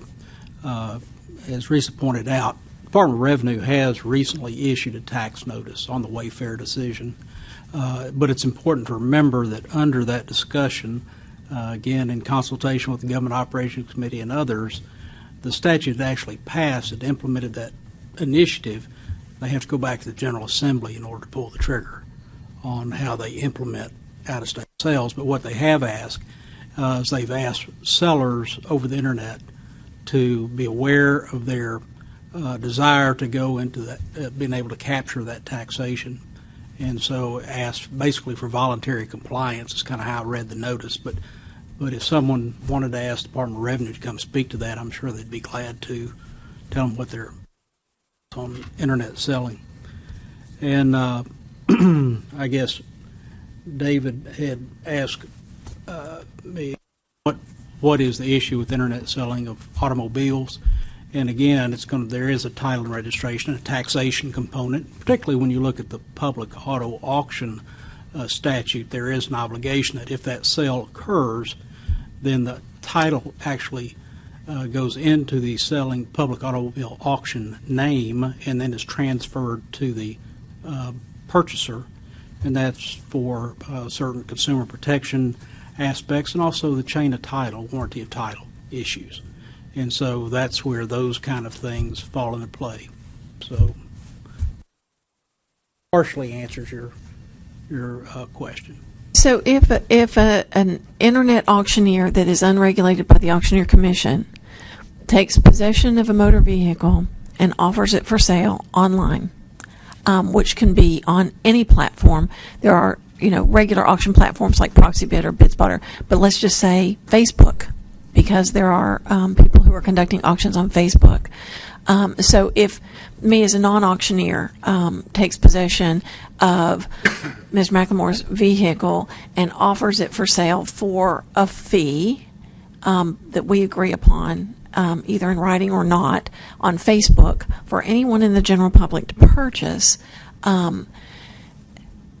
where's the oversight on that transaction? I mean, does it ultimately in the criminal statutes of Tennessee? Right. But the more clear answer is there'll be the obligation on the person purchasing the car to go to your county clerk and to register the car. Right.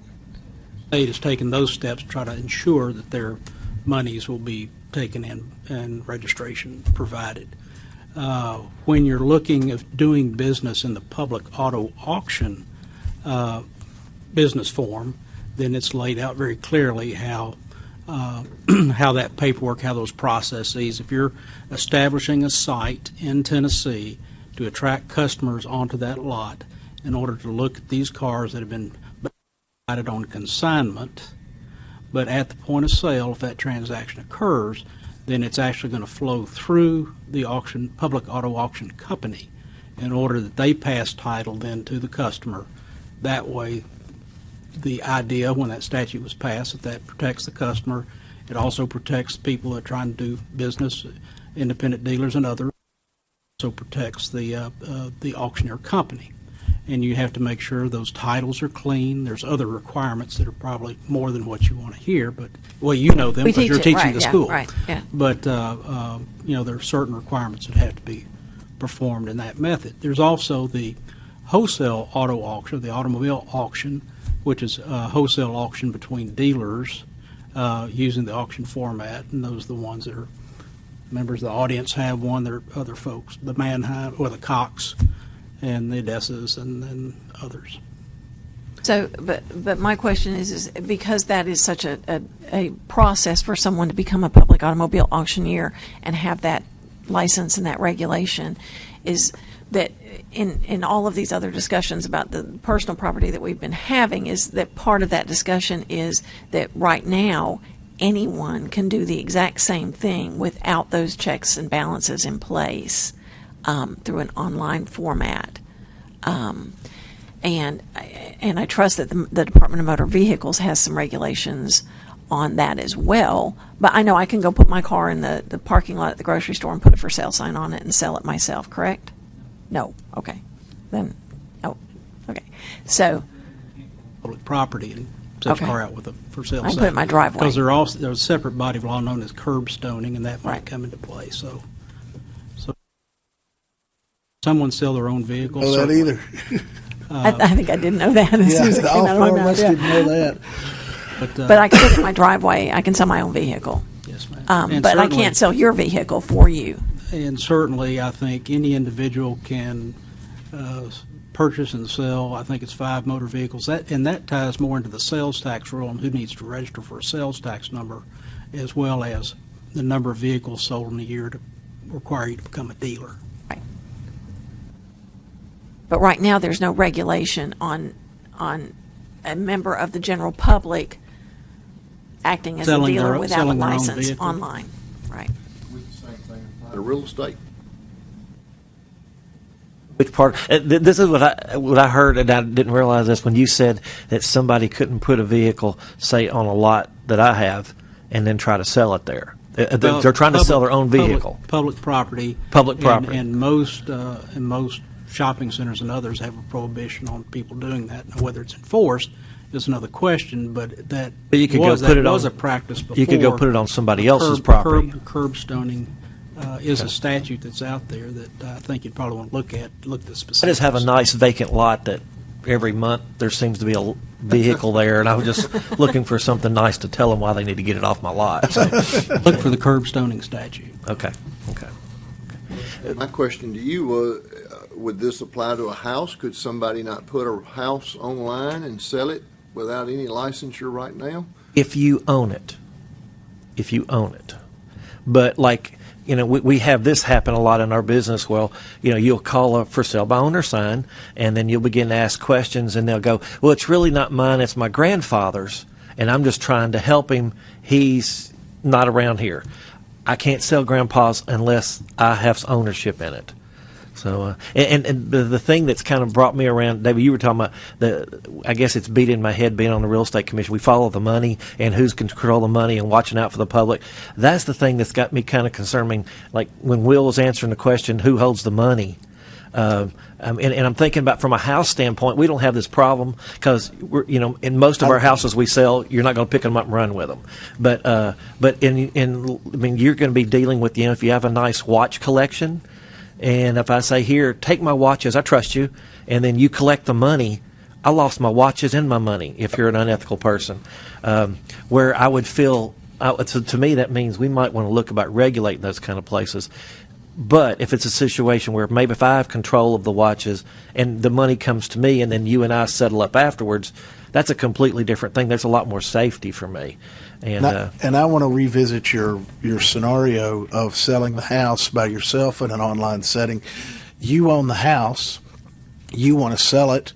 You want to sell it in an online platform. You want to sell it in an online auction platform. All of that is perfectly legal and should be. It's your property. There's no prohibition that I'm aware of that says you cannot sell your own property if it was not purchased for the purpose of reselling.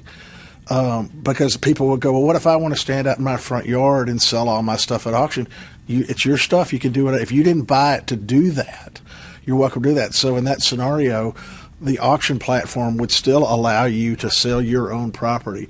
What I want to make sure everybody understands is we're talking about when somebody's in the business of using the auction platform to sell somebody else's stuff and they're getting paid for it.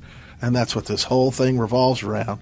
And it goes back to who's holding the money, who's giving the money out, who's holding the assets, and why should one platform be any different than another platform, live, online, whatever you want to say. We've had recent situations where licensed real estate agents who are not auctioneers but think that's a really neat thing to do is try to create an auction, and they're doing their own auctions. And that would be illegal because they are not an auctioneer and they are not licensed to conduct an auction in the state of Tennessee, except because it's online. There's a huge black hole of, well, maybe they can, maybe they can't. Question for Claire. What's the difference between me paying a fee to use an online platform and selling things through that, or the auctioneer charging me a fee for putting things on their online platform? Is it your selling stuff that you're selling? You own it? Whoever's selling it's always their stuff. No, not. Let's. What he's saying is, what's the difference between him hiring me to go to his house and auction his personal stuff off versus him hiring you to put it online? Sorry. You had said if I'm putting something on an online platform to sell it, there's no problem with that. I'm going to be paying something for the privilege of being able to use that platform. But it's your merchandise that you're selling. Right. But So I guess where I'm trying to see the distinction is between. The platform is not. They're never going to get. You're always going to be getting the money.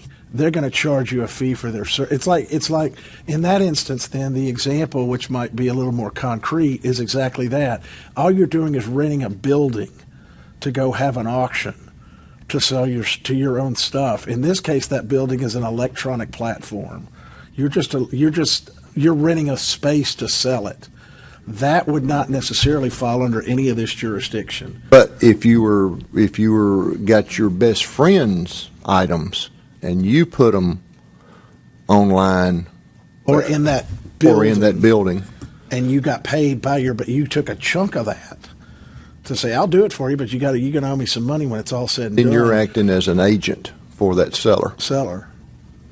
So think of the platform as just simply a place to sell it, which is not really what we're concerned about.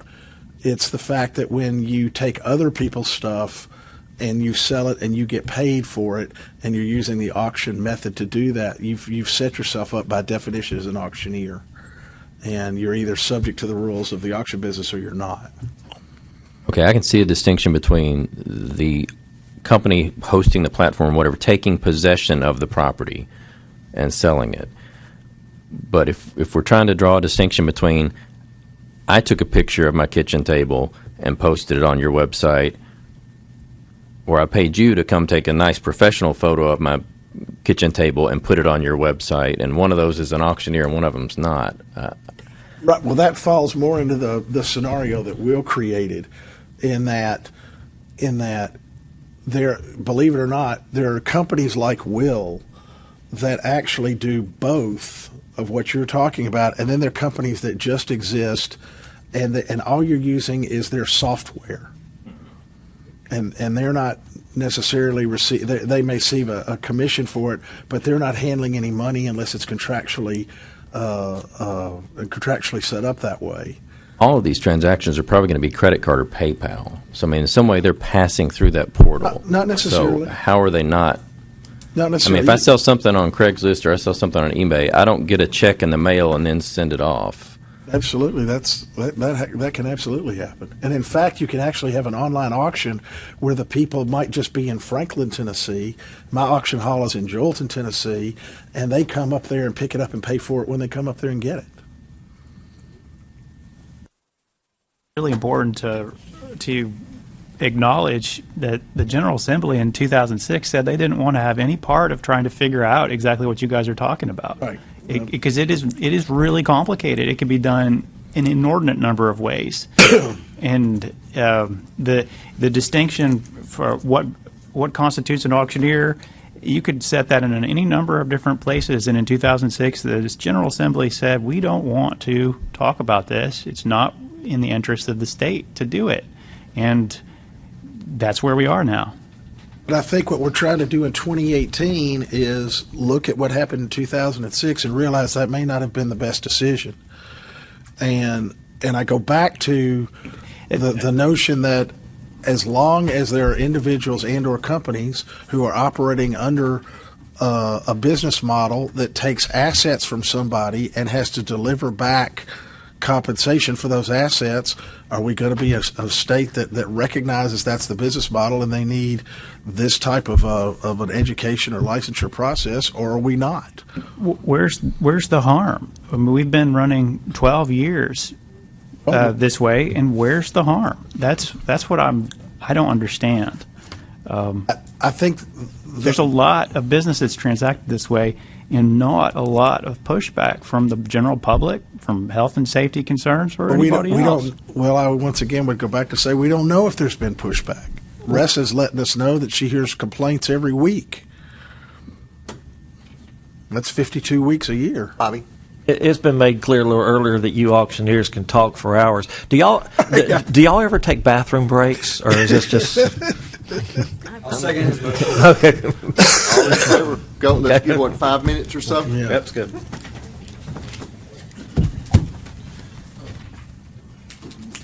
Is that making sense at all? Okay. Yeah, I don't. I'm standpoint, the idea of I'm listing things on your back. And they don't. Kind of might be helpful. There are two or three other things I think we need to bring up. And these were things that were emailed to me, that one of them at 5:30 this morning. So it didn't quite make the agenda, I don't think. But anyway, one of the changes that one has said is to define the auction. The rest of this will go back kind of what you were talking about a minute ago, that auction means a sale transaction conducted by means of oral, electronic, written, in person, or over electronic bidding platforms.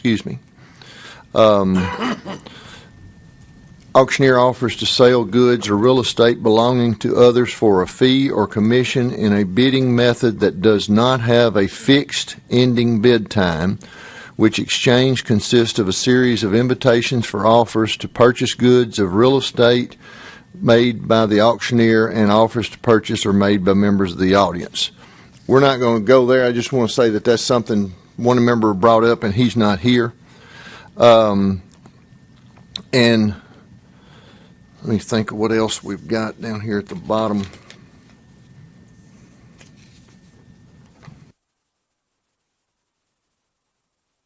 Suggestion to add to rules: auctioneer who hold a firm license may employ individuals to solicit personal property or goods to be sold at auction.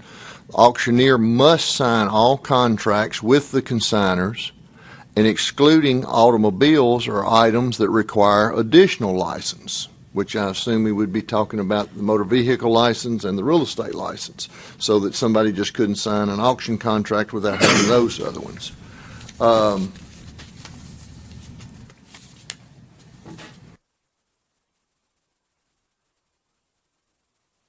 And then this is the other one. Firm license only as a basis for compromise regarding online auction exemption, which we kind of touched on earlier in the meeting, I think. And an exemption for licensed auctioneers to motor vehicle dealer license requirement for sale of titled vehicles as part of estate settlement or business liquidation auctions. Is part of that in there now? There is there's exemptions both in the statute but particularly on estate sale. There's an estate sale exemption that entitles up to 5 motor vehicles belonging to the decedent to be placed in the estate sale right now. That's in the rules. And I believe that's 0960 is for anyone out in the audience.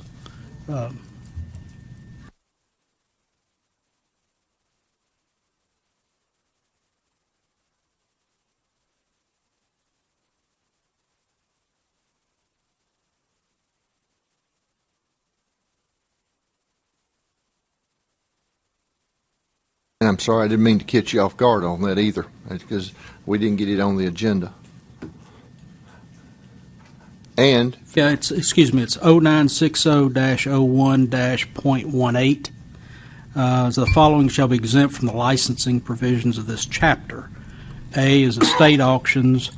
Up to 5 motor vehicles or recreational vehicles owned or titled in the individual decedent may be placed for sale at auction with the decedent's other personal property. That's an existing rule today.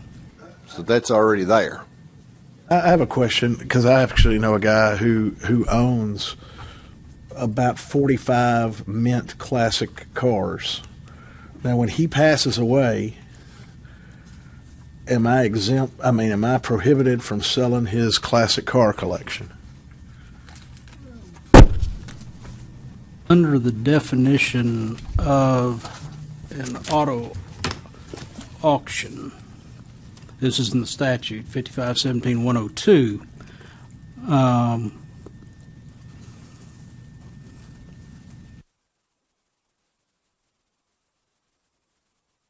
Automobile auction means any person offering motor vehicles for sale to the highest bidder, where buyers are licensed motor vehicle dealers or their duly authorized agents. That's a wholesale auction. Or B, any person who provides the facilities for or is in the business of selling in an auction format motor vehicles that are, in the opinion of the commissioner, antique or unique, which I think gets into that provision. But except he was not, what was the first part of that sentence? He wasn't in the business. No, he was, that's A, B, C, so the B part, or oh, okay. it gets in the antique or unique. So I think that might be a provision itself in that situation. Okay. All right. Okay. And the other part of this, and as I said, the business, there's somebody's business liquidation. Is that an exemption as well or not? Well, there's ones that come to mind that are close to it, and I'm going from memory here. I know there's a provision where it's in the statute, talks about if someone's involved in a tax sale, or it gives kind of a temporary exemption in order to dispose of those vehicles for purposes of payment of taxes to make sure our governments are made whole. It's also a provision. I'm trying to think. There's one for farms, as I recall. Provision if someone's having to sell because of home health or nursing care expenses. That's in 1.8 as well. Going out of business, there may be provisions under the general licensing statute of 102. There are certain things if you're doing it for purposes of, instead of paraphrasing it, let me just read it to you.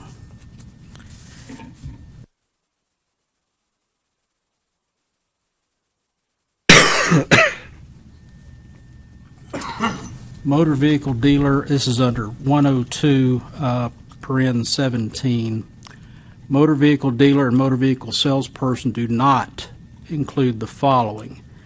Then you get receivers, trustees, administrators, executors, guardians, or other persons appointed by or acting under a judgment or order of any court. B, public officers while performing in or the operation of their duties. C, employees of persons, corporations, or associations enumerated in 17A, which is the receivers, what have you, when engaged in the specific performance of their duties as employees. D, news or other advertising and media and their employees while in the performance of their usual duties with regard to the sale of advertising. E, all banks, finance companies, loan companies, insurance companies, auto body shops, or garages that have not obtained a motor vehicle for the purpose of resale, selling, or offering to sell used motor vehicles direct to the public without the intervention of any other person when these sales are merely incidental to their primary business activities. Persons, when selling motor vehicles that have been designated by the seller as non-repairable vehicles, as defined by 55.3201, that's the salvage and wrecked motor vehicle statute. Whether or not such vehicles have been issued a non-repairable vehicle certificate to a licensed automotive dismantler or recycler, to registered scrap metal dealers, scrap metal processors solely for recycling, dismantling, or scrap. And finally, G, a recreational vehicle dealer licensed pursuant to Part 4 of this chapter, engaged in the business of selling, offering to sell, soliciting, or advertising the sale of new or used used recreational vehicles or used motor vehicles pursuant to 55.17.419. I think in there, if you get to the point where you're going out of business or you had an order such that, then you would fall into the exemption section of holding any kind of a license.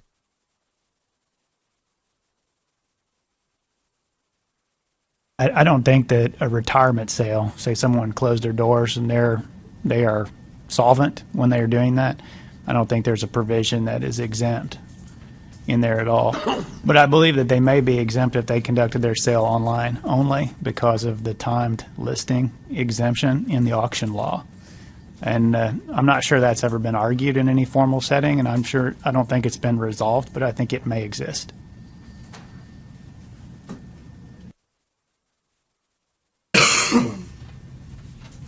I have a question on the firm license. Would you read so I think the suggestion that you were given was to get rid of everything but the firm license. Firm license only as a basis for compromise regarding online auction exemption. Specific to online. So I trust that, did that recommendation come from you, because I have a question about it. I mean, to put it very bluntly, I think we're headed straight back to the legislature. We've made very little progress. And there are two things that are crucial to online auctioneers to voluntarily subject ourselves through a compromise here in the task force to regulation.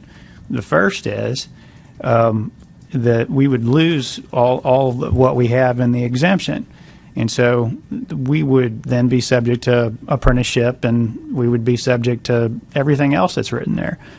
And we're not now. And so to look at that, we're looking at the auction law with a very wary eye, trying to make sure, it's like, is there a problem that this is solving, or is this a solution in search of a problem? Well, I can understand why you would want to take a scoundrel and haul them to Nashville before the auction commission and just give them a good shake. I can understand why you'd want to do that. But why not have one person in charge of, if there's an auction going on, have one person be in charge? We could accomplish that with a much different organized statute than we currently have.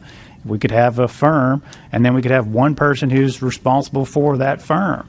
And that person could have to go to school, could have to have all the requirements and everything else. That's the approach that I would recommend, because it makes sense to me, because hey, I already comply with that. It fits great for my business, but there are other people, even eBay could send somebody down to or hire somebody who already is in compliance and would be able to comply. Right now, the statute's set up to regulate a model of business that has changed a lot, and it's impossible for some businesses to figure out how to shoehorn themselves into compliance. Ritchie Brothers is another that has a real hard time trying to figure out how to make their business model work with this. So right now we're not subject to regulation. If we compromise, we would be subject to some sort of regulation. A firm license only is an approach that I advocate because I think it could address a lot of concerns, but it is a drastic change, and I understand that. The other thing is to voluntarily give up whatever exemption may exist for the sale of motor vehicles in the event of a solvent business dissolution. That's something else. I didn't understand until last week that there was the state, because I'd read the law and not the rules, and it's in the rules, and I was glad to see that 5-car exemption in the name of the decedent. That's a big help. It does cause problems because there are decedents who own a lot of automobiles, and what's the harm to the public if you've got 5 or 6? I mean, how do you draw that line? I suppose you have to draw it someplace, but good grief, that doesn't seem fair or right. It seems like if you've got a decedent who owns cars, who's not going to die more than once, you ought to be able to sell that decedent's cars. But that's not the way the rule is written. I'd like to see that adjusted, especially if I'm going to voluntarily subject myself through a compromise established here to it. Now, I realize it may be that somebody holds me accountable and says I'm not exempt anyway. But that hasn't been done yet. Nobody has said that what I'm doing is wrong or what any other online auctioneer is wrong. And maybe somebody will, but I don't know. But I do know that I've read through that, and I don't see an exemption for solvent business dissolutions. And I do a lot of solvent business dissolutions with motor vehicles in them. They only happen one time. They're outside the normal course of business. They're not the kind of thing that you're trying to have somebody trade in vehicles to do. You don't establish a plumbing company and build up a fleet and then go and dissolve your profitable plumbing company and then do it again just so you can sell 20 motor vans. You're just not going to do that. And so the harm, again, what harm are we trying to fix by doing that? I like the way that the auction statute reads now with the exemption for time listings because, hey, if somebody did say, hey, you're not supposed to be doing that, I could say, well, it says right here it's a timed listing, and it says that the auction law doesn't apply. That's very clearly stated, and that, frankly, if I don't want to give that up, so why would I? And the legislature so far has agreed. So that's my position, and what we were talking about here, unless we do want to end up back in front of the legislature, is we've got to come up with some sort of a compromise. That's why those last 2 agenda items I feel are crucial. If we had a firm license only model, we would be able to subject ourselves to regulation. We'd come to the table and say to the legislature, we're not going to fight if somebody brings this bill forward. Otherwise, we'd get on the phone and we'll be back where we were. But the other thing is that motor vehicle thing is important to me too, because again, that I don't feel like is fair to my clients who would like me to handle the sale of their assets, and the law would get in the way of that. So my question is really pretty simple, is that if we entertain the firm license only provision for an online auction, what would that look like with regards to employees of that firm? So I just want to throw some scenarios out. So if we took your business model for an example, recognizing that yours is a little bit different than most, but took yours for example, if you hired somebody with a college degree to come and work for you in your business, and you have the firm license, you have all the credentials, you have the auctioneer license, you have all the education, trusting that you also have a real estate license and a motor vehicle dealer's license. That person with a college degree would still go out and book real estate to sell, would still go out and book motor vehicles for sale, would still go out and book $200,000 pieces of fine art for sale under your firm license. Is that correct? Yeah. Okay. And then if for any reason you or you fall ill or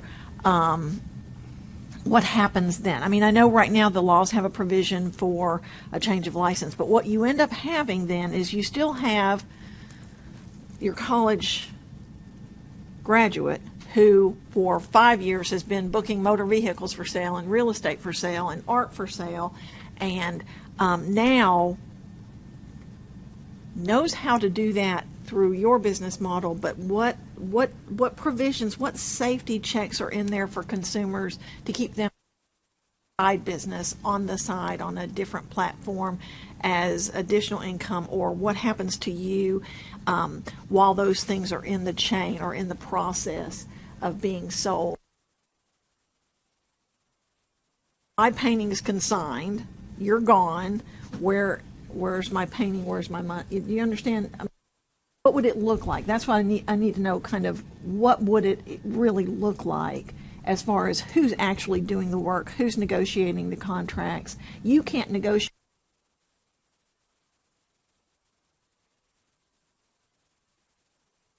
dollar or every single asset. So what exactly would that look like? And then if we take it out of your business model into somebody who's out there already with a firm license or an apprentice auctioneer's license, what requirements are there in place to keep them from going rogue, so to speak? Well, I think ultimately, if you're responsible for the auction, then you're responsible for it. I mean, by definition.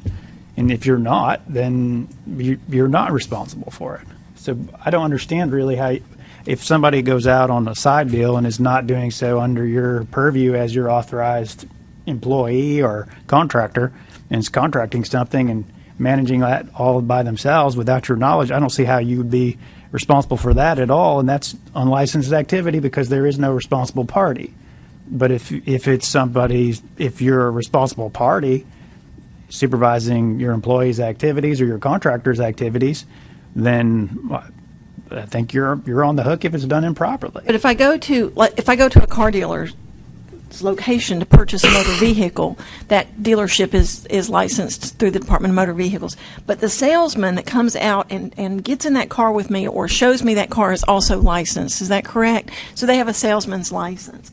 And that's what I'm saying is that under that firm license option, if your people also have a salesman's license, they've got some skin in the game. I mean, maybe Bob can explain to us the reasoning behind the salesman's license for a car dealership, because that seems to me like that it's a low threshold. They don't have to go to school. They don't.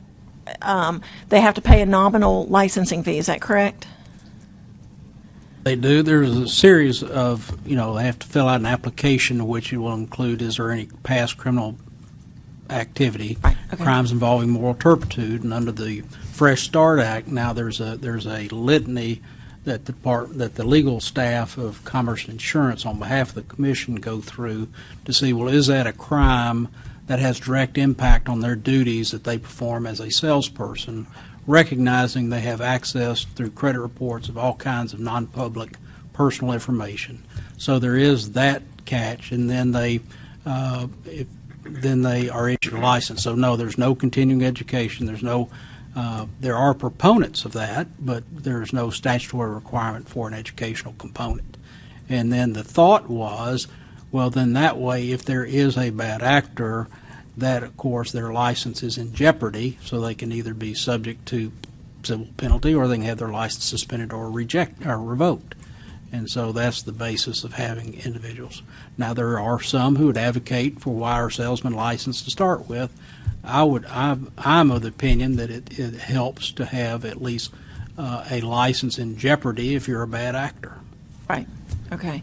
So that, I mean, is but a nominal kind of a license with some basic fundamental requirements of elements of a contract. For example, you mentioned earlier that some of the complaints, or that your thought was a lot of the complaints were bad contracts.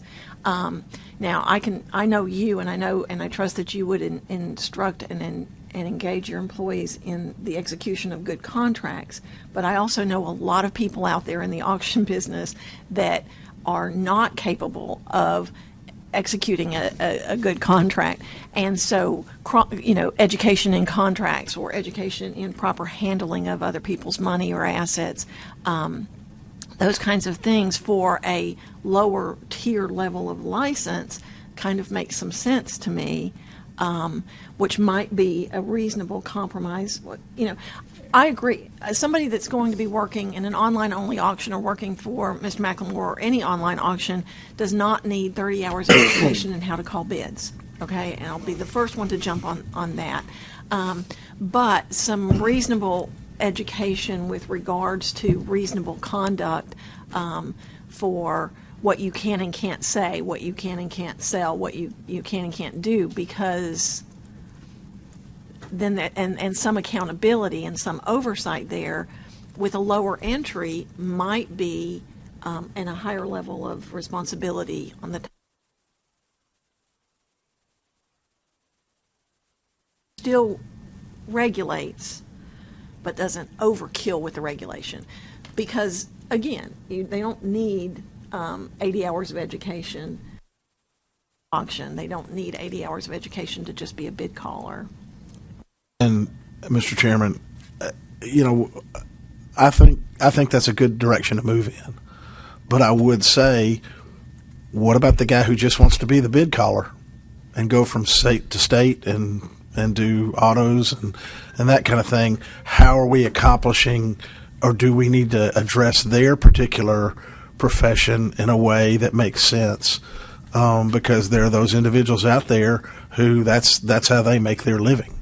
They're not really interested in running a firm or selling online, or they're good bid callers, and that's how they make their living. So I think with each new tweaking of a potential business model in the auction business, we have to understand that there may be people who, once again, don't fall into that category, and how if in any way, are we going to address what their needs might be. Reciprocity. And that was, I was going to say, reciprocity was the other thing, too. I've been through the auction law, and I've redlined it to end up with the result that you have a single license for the entire statute. I've done that. And I found it was easier the way the law was written to do that for the firm rather than for the auctioneer. But you could do it for the auctioneer. Just say, there is only one license, it is auctioneer. That would help with reciprocity, probably, right. If you did it that way. But you could achieve the same effect to say, if there's an auction in Tennessee, there better be an auctioneer. But that's one person. And it doesn't matter if you're eBay and you're doing 273,000 auctions today, or you're Ritchie Brothers and you're doing an auction in Tennessee once a quarter. It wouldn't matter. There'd still just be one party. If something goes wrong, the commission could summon them down to Nashville and shake them if they wanted to. Now, I can understand the desire to do that. But the other thing I also know is the threshold as an auctioneer. It doesn't, if you're trading, if you're just a sole proprietor as a single individual, or if you have a staff of people that you're working with, it's really easy to end up in court. it's much easier to end up in court than it is to end up before the auction commission, as a matter of fact. And a lot of times those things would happen simultaneously. If something goes wrong, it could be in the opinion of one client out of however many hundreds you might have during the course of a year. You find yourself in court, and that will give you an incentive, because if you're, for most of the things that any of us sell, you end up in court, you've already lost. It doesn't matter if you win or lose the lawsuit, you've already lost, because you've got your time. If you're incorporated, you have to employ an attorney to defend you. You can't defend yourself, and you're subject to a pro se litigant coming in and just really giving you a hard time through whatever court. And it's not just small claims. They could take you to general sessions. They could take you to circuit court, and they could take you way up the line for something that's very small. And that gives you an incentive to mind the store. And I think that's great. But that has the auction commission has nothing to do with that, even though what usually happens is if you have a serious legal matter, you end up not only having to defend yourself in civil court, you also have to defend yourself before the auction commission for the same matter, same issue. It's duplicated work in a lot of cases. The consumer loses every time if it goes to court. If their only recourse is through the courts, the consumers are going to lose.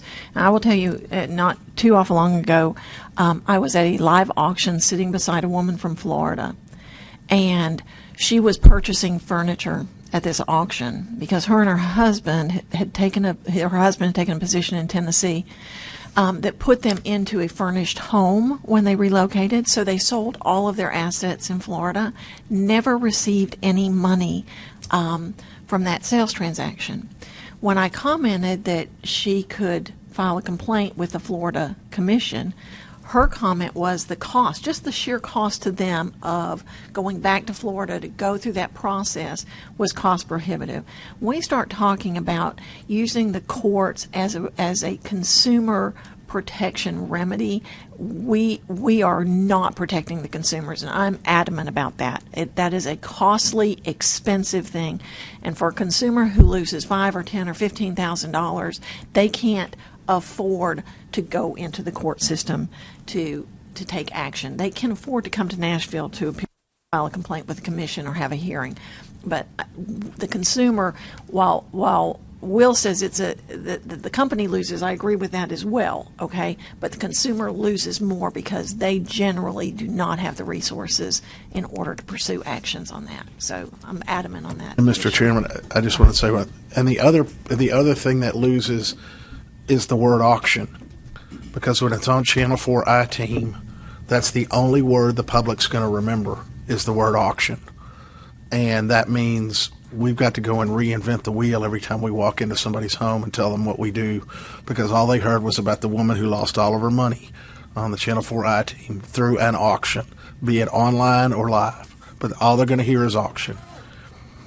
I think we're to the point now that we probably need to kind of wrap up.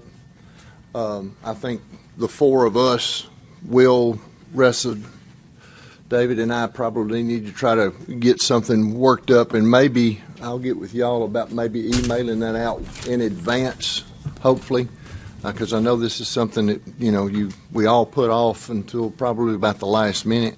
But we need to discuss these next meeting dates. The next one I had heard at one point in time, there was some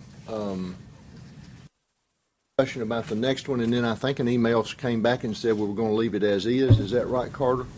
So there was a question from Bob and maybe from someone else about potentially moving the meeting dates. So I had said that maybe it would be appropriate for us to talk to see what we had decided previously was still good, or if potentially needed to be amended. Chairman, if you don't mind, I specifically, the next meeting I show, the October 22nd is the date that I have a problem with. Going to be at a No, it was the final meeting is the one. So the September one you're okay with? Yes. Okay. October 22nd meeting. Okay. Either the week before works, or if it could be put off until November the 5th, which is a Monday. Anytime that preceding week or November the 5th, if that would work with the members.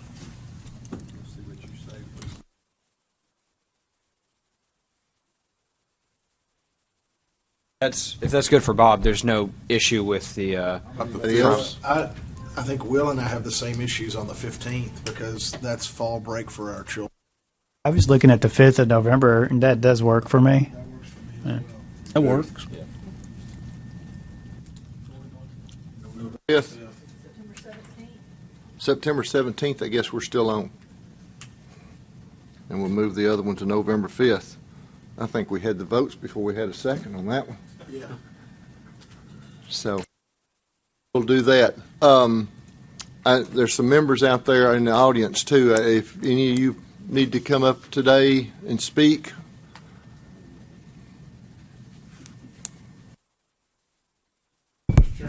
I just would say, I'm curious about the email submissions that are coming either to the commission, to the department or before the body. I don't know if that is made available to us in any, the folks in the audience in any format, or if they're just like agenda item requests. Or, that's all that's been received so far was just agenda items request. And it would be helpful, to be able to get the agenda well in advance so we can take a look at the statutes and the rules and that sort of thing, if that's possible. And that's more my fault this time. I'll fall on the sword on that one. Mr. Chairman, the thought.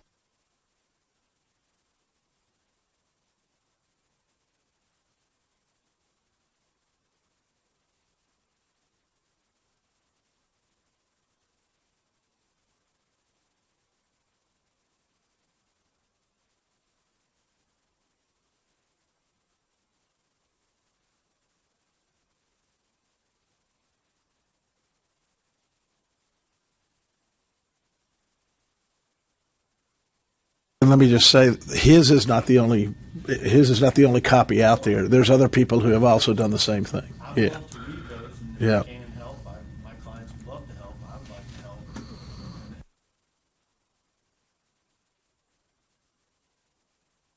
So we currently have the laws and rules hosted on the department's website, and we also added, for example, the online complaints information, and I could add that document and whatever other documents people wanted to send in order for the public to be able to view them.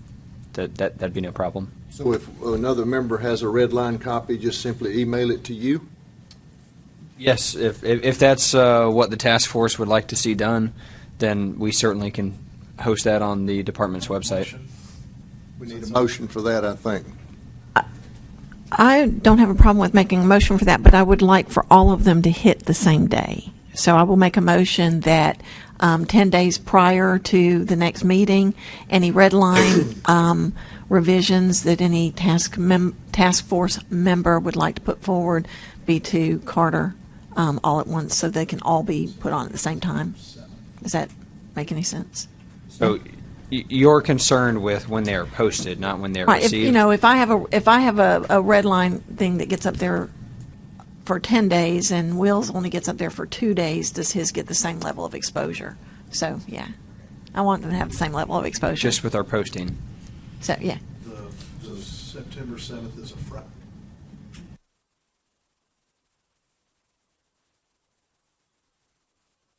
Second? She made the motion. I made the motion. Say the date be September 7th. September 7th. So I'll amend the motion by close of business on September 7th, that we have them to Carter, which means that they could probably, I guess, post on Monday because he doesn't work at 5 o'clock. Right? I generally am working still. Generally are working at 5 o'clock. Okay. So I'm if you sorry. have it to You me shouldn't at have to close work. of business, I will be Okay. sending that at least. So it probably doesn't surprise you that I actually do not post things to the website, but I will Right. be sending it to the appropriate party to post. Okay. Yeah, that's fine. You seconded. Any discussion on that motion? All in favor? Aye. All opposed? Okay. Motion to adjourn? Thank you all. And once again, apologize to your audience and for the The audience, such that it is, I'm sure will be forgiving. But now I don't know how this Grandfather. new law thing will For change. what, sorry? I'm trying to find